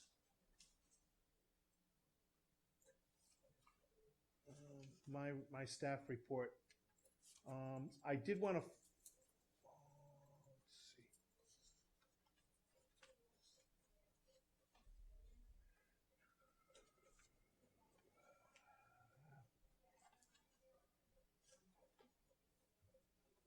It was a little long, sorry. Yeah, okay, they called, they medium density residential, and then I did define what the medium density residential was, and if you just, where was that? Page 7.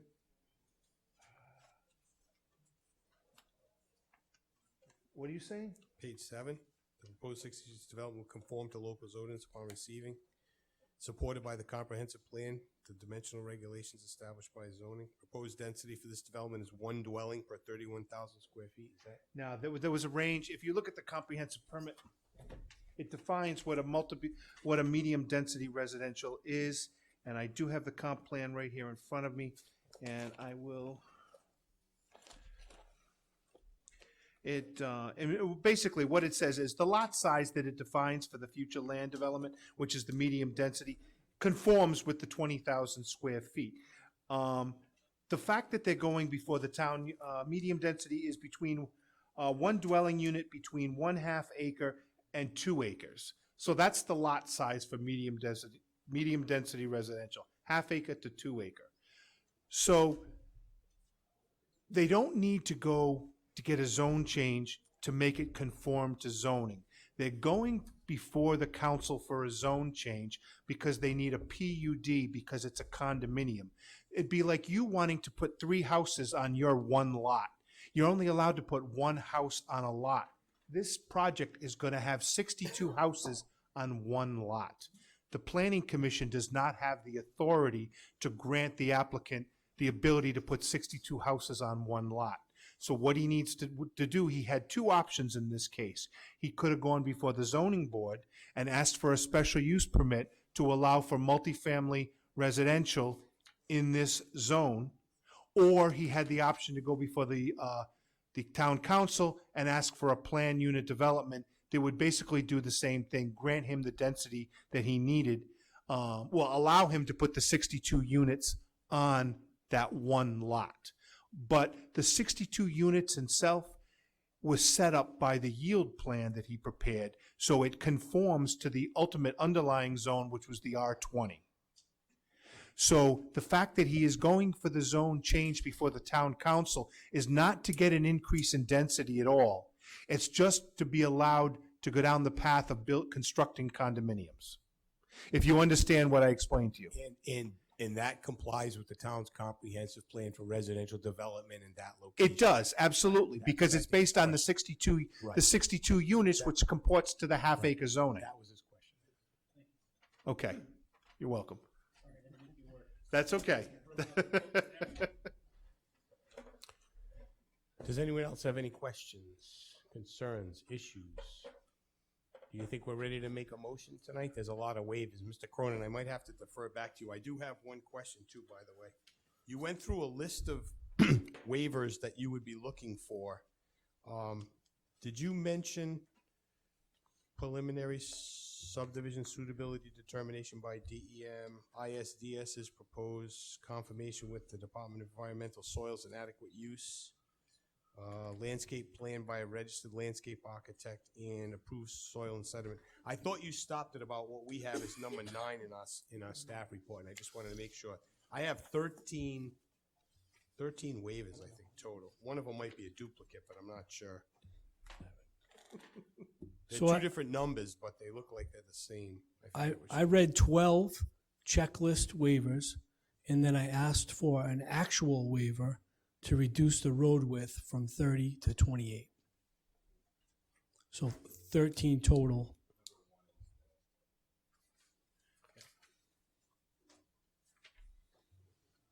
Okay, so they match the ones that we have. I just wanted to make sure that we had them all covered here. They're on page 8 and 9 of our staff report. And the applicant is looking for favorable master plan approval, as well as a favorable recommendation to the town council for a planned unit development. That's So correct. the 2 items, do a motion on that, and then all of those waivers, the 13 waivers, and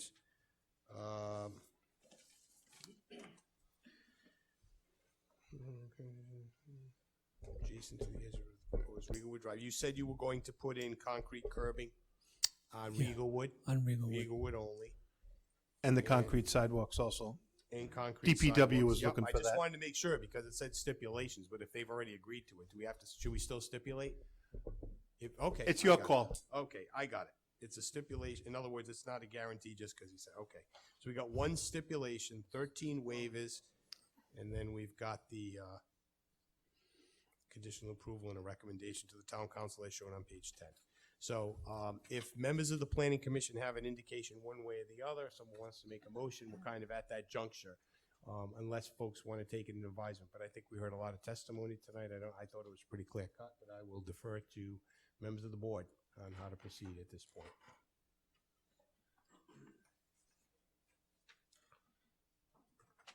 Somebody's got to read it. Yeah, I'll yep. I'll make a motion for a favorable recommendation to the town council regarding the proposed zone change from R20 to planned unit development.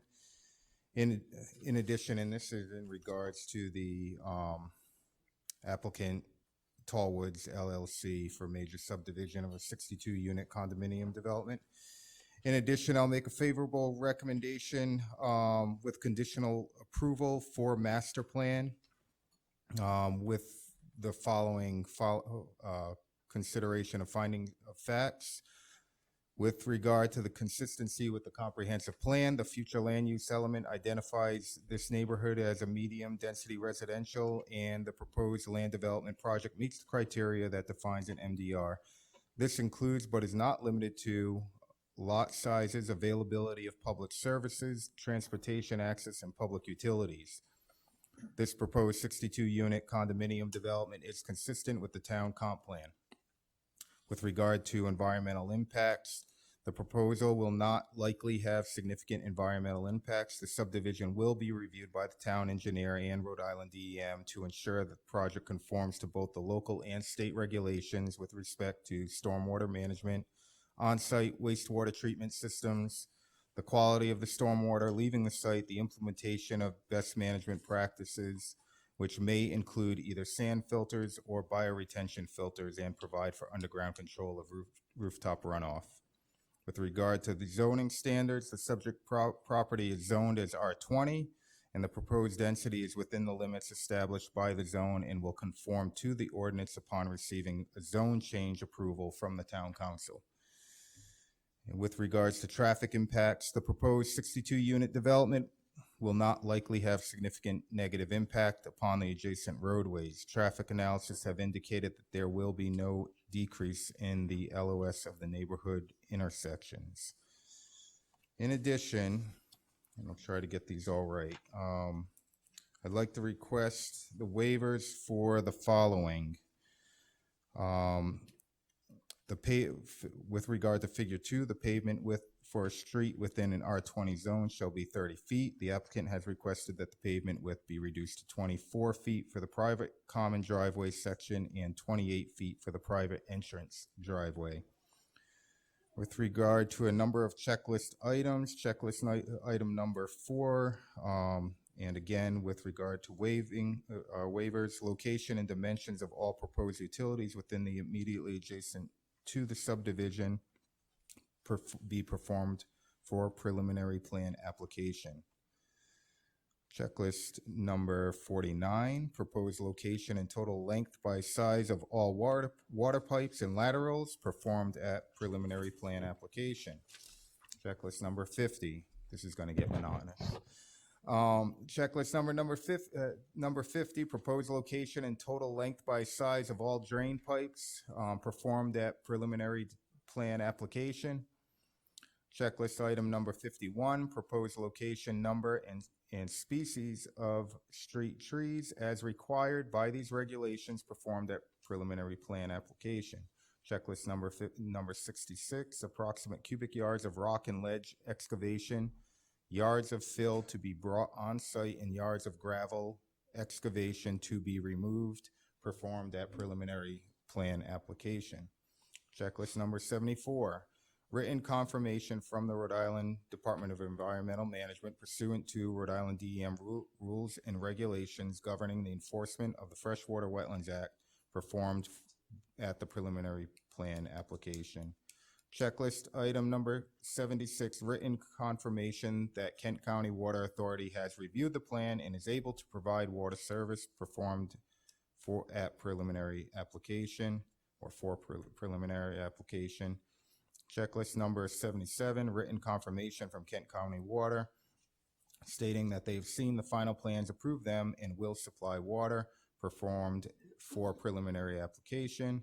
Checklist number 79, preliminary subdivision suitability determination by the DEM for the use of individual sewer disposal, performed for preliminary application. Checklist item number 82, if the ISDS is proposed, that should probably be the outs, right? On-site wastewater treatment system is proposed, confirmation from the State Department of Environmental Management that the soils are adequate for the use of an out system, performed for preliminary application. Checklist number 106, a landscape plan by a registered landscape architect to show all significant land clearing, removal of existing vegetation, revegetation, and/or landscape showing buffer areas, screening, fencing, and plantings, and a schedule for landscaping pursuant to Article 62, is that correct? Performed for preliminary application. Checklist 17. Checklist. I can't think like on the fly like that. Checklist number 107, an approved soil erosion and sediment control plan performed at preliminary application. And in addition to those waivers, the following stipulation: that installation of concrete curbing and concrete sidewalk instead of bituminous berm and bituminous sidewalk adjacent to the edge of the roadway at the proposed Regalwood Drive access. And finally, to include the planning director's report in the proposed motion. I believe that concludes the motion. I'll second it. May I have a second? Discussion. The- Go ahead. No, go ahead. Okay, the only, so I didn't want to stipulate any of this, and I wasn't sure it would be even appropriate to stipulate, but I would like the applicant to consider the following, for preliminary application. Consider the discussion regarding sewer and having a discussion with the town about the possibility and addressing that when you come back for preliminary. And I'd also like you, to consider, some guidelines, maybe on the plan, maybe in writing, maybe in the deed, as far regarding the docking situation and the juxtaposition of that dock.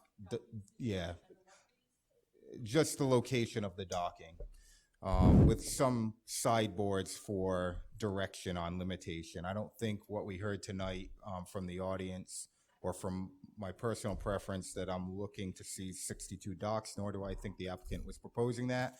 But I would like to see more detail on the preliminary plan and just maybe a limit of disturbance on where that might occur. Thank you.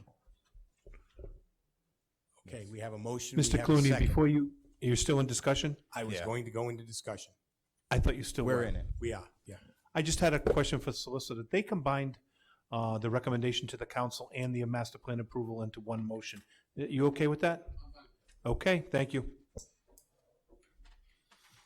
Any other discussion? I know most of the audience is left, but just for the record, people might not know what level of service was. So LOS was level of service when you read out the traffic, and what I think the traffic engineer testified to is that we weren't going to get kicked into a lesser level of service of any of the intersections that he studied as a result of this traffic. We weren't going to kick us down. So I just wanted to throw that out there. Maybe someone will watch at home. So is there any other discussion? Hearing none. I guess we'll I'm going to take a roll call vote if that's okay. I'll start with you, Mr. Mattson. Aye. Mr. Ozenkowski. Aye. Mr. Anderson. Aye. Secretary Lukowitz. Aye. Mr. Placelli. Aye. Mr. Kenny. Aye. And the chair votes aye. 7 affirmative, motion carries. No. That's it for that. Have a good night.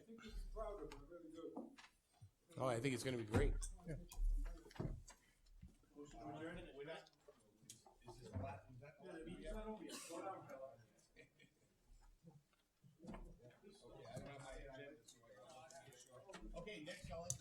Motion to adjourn.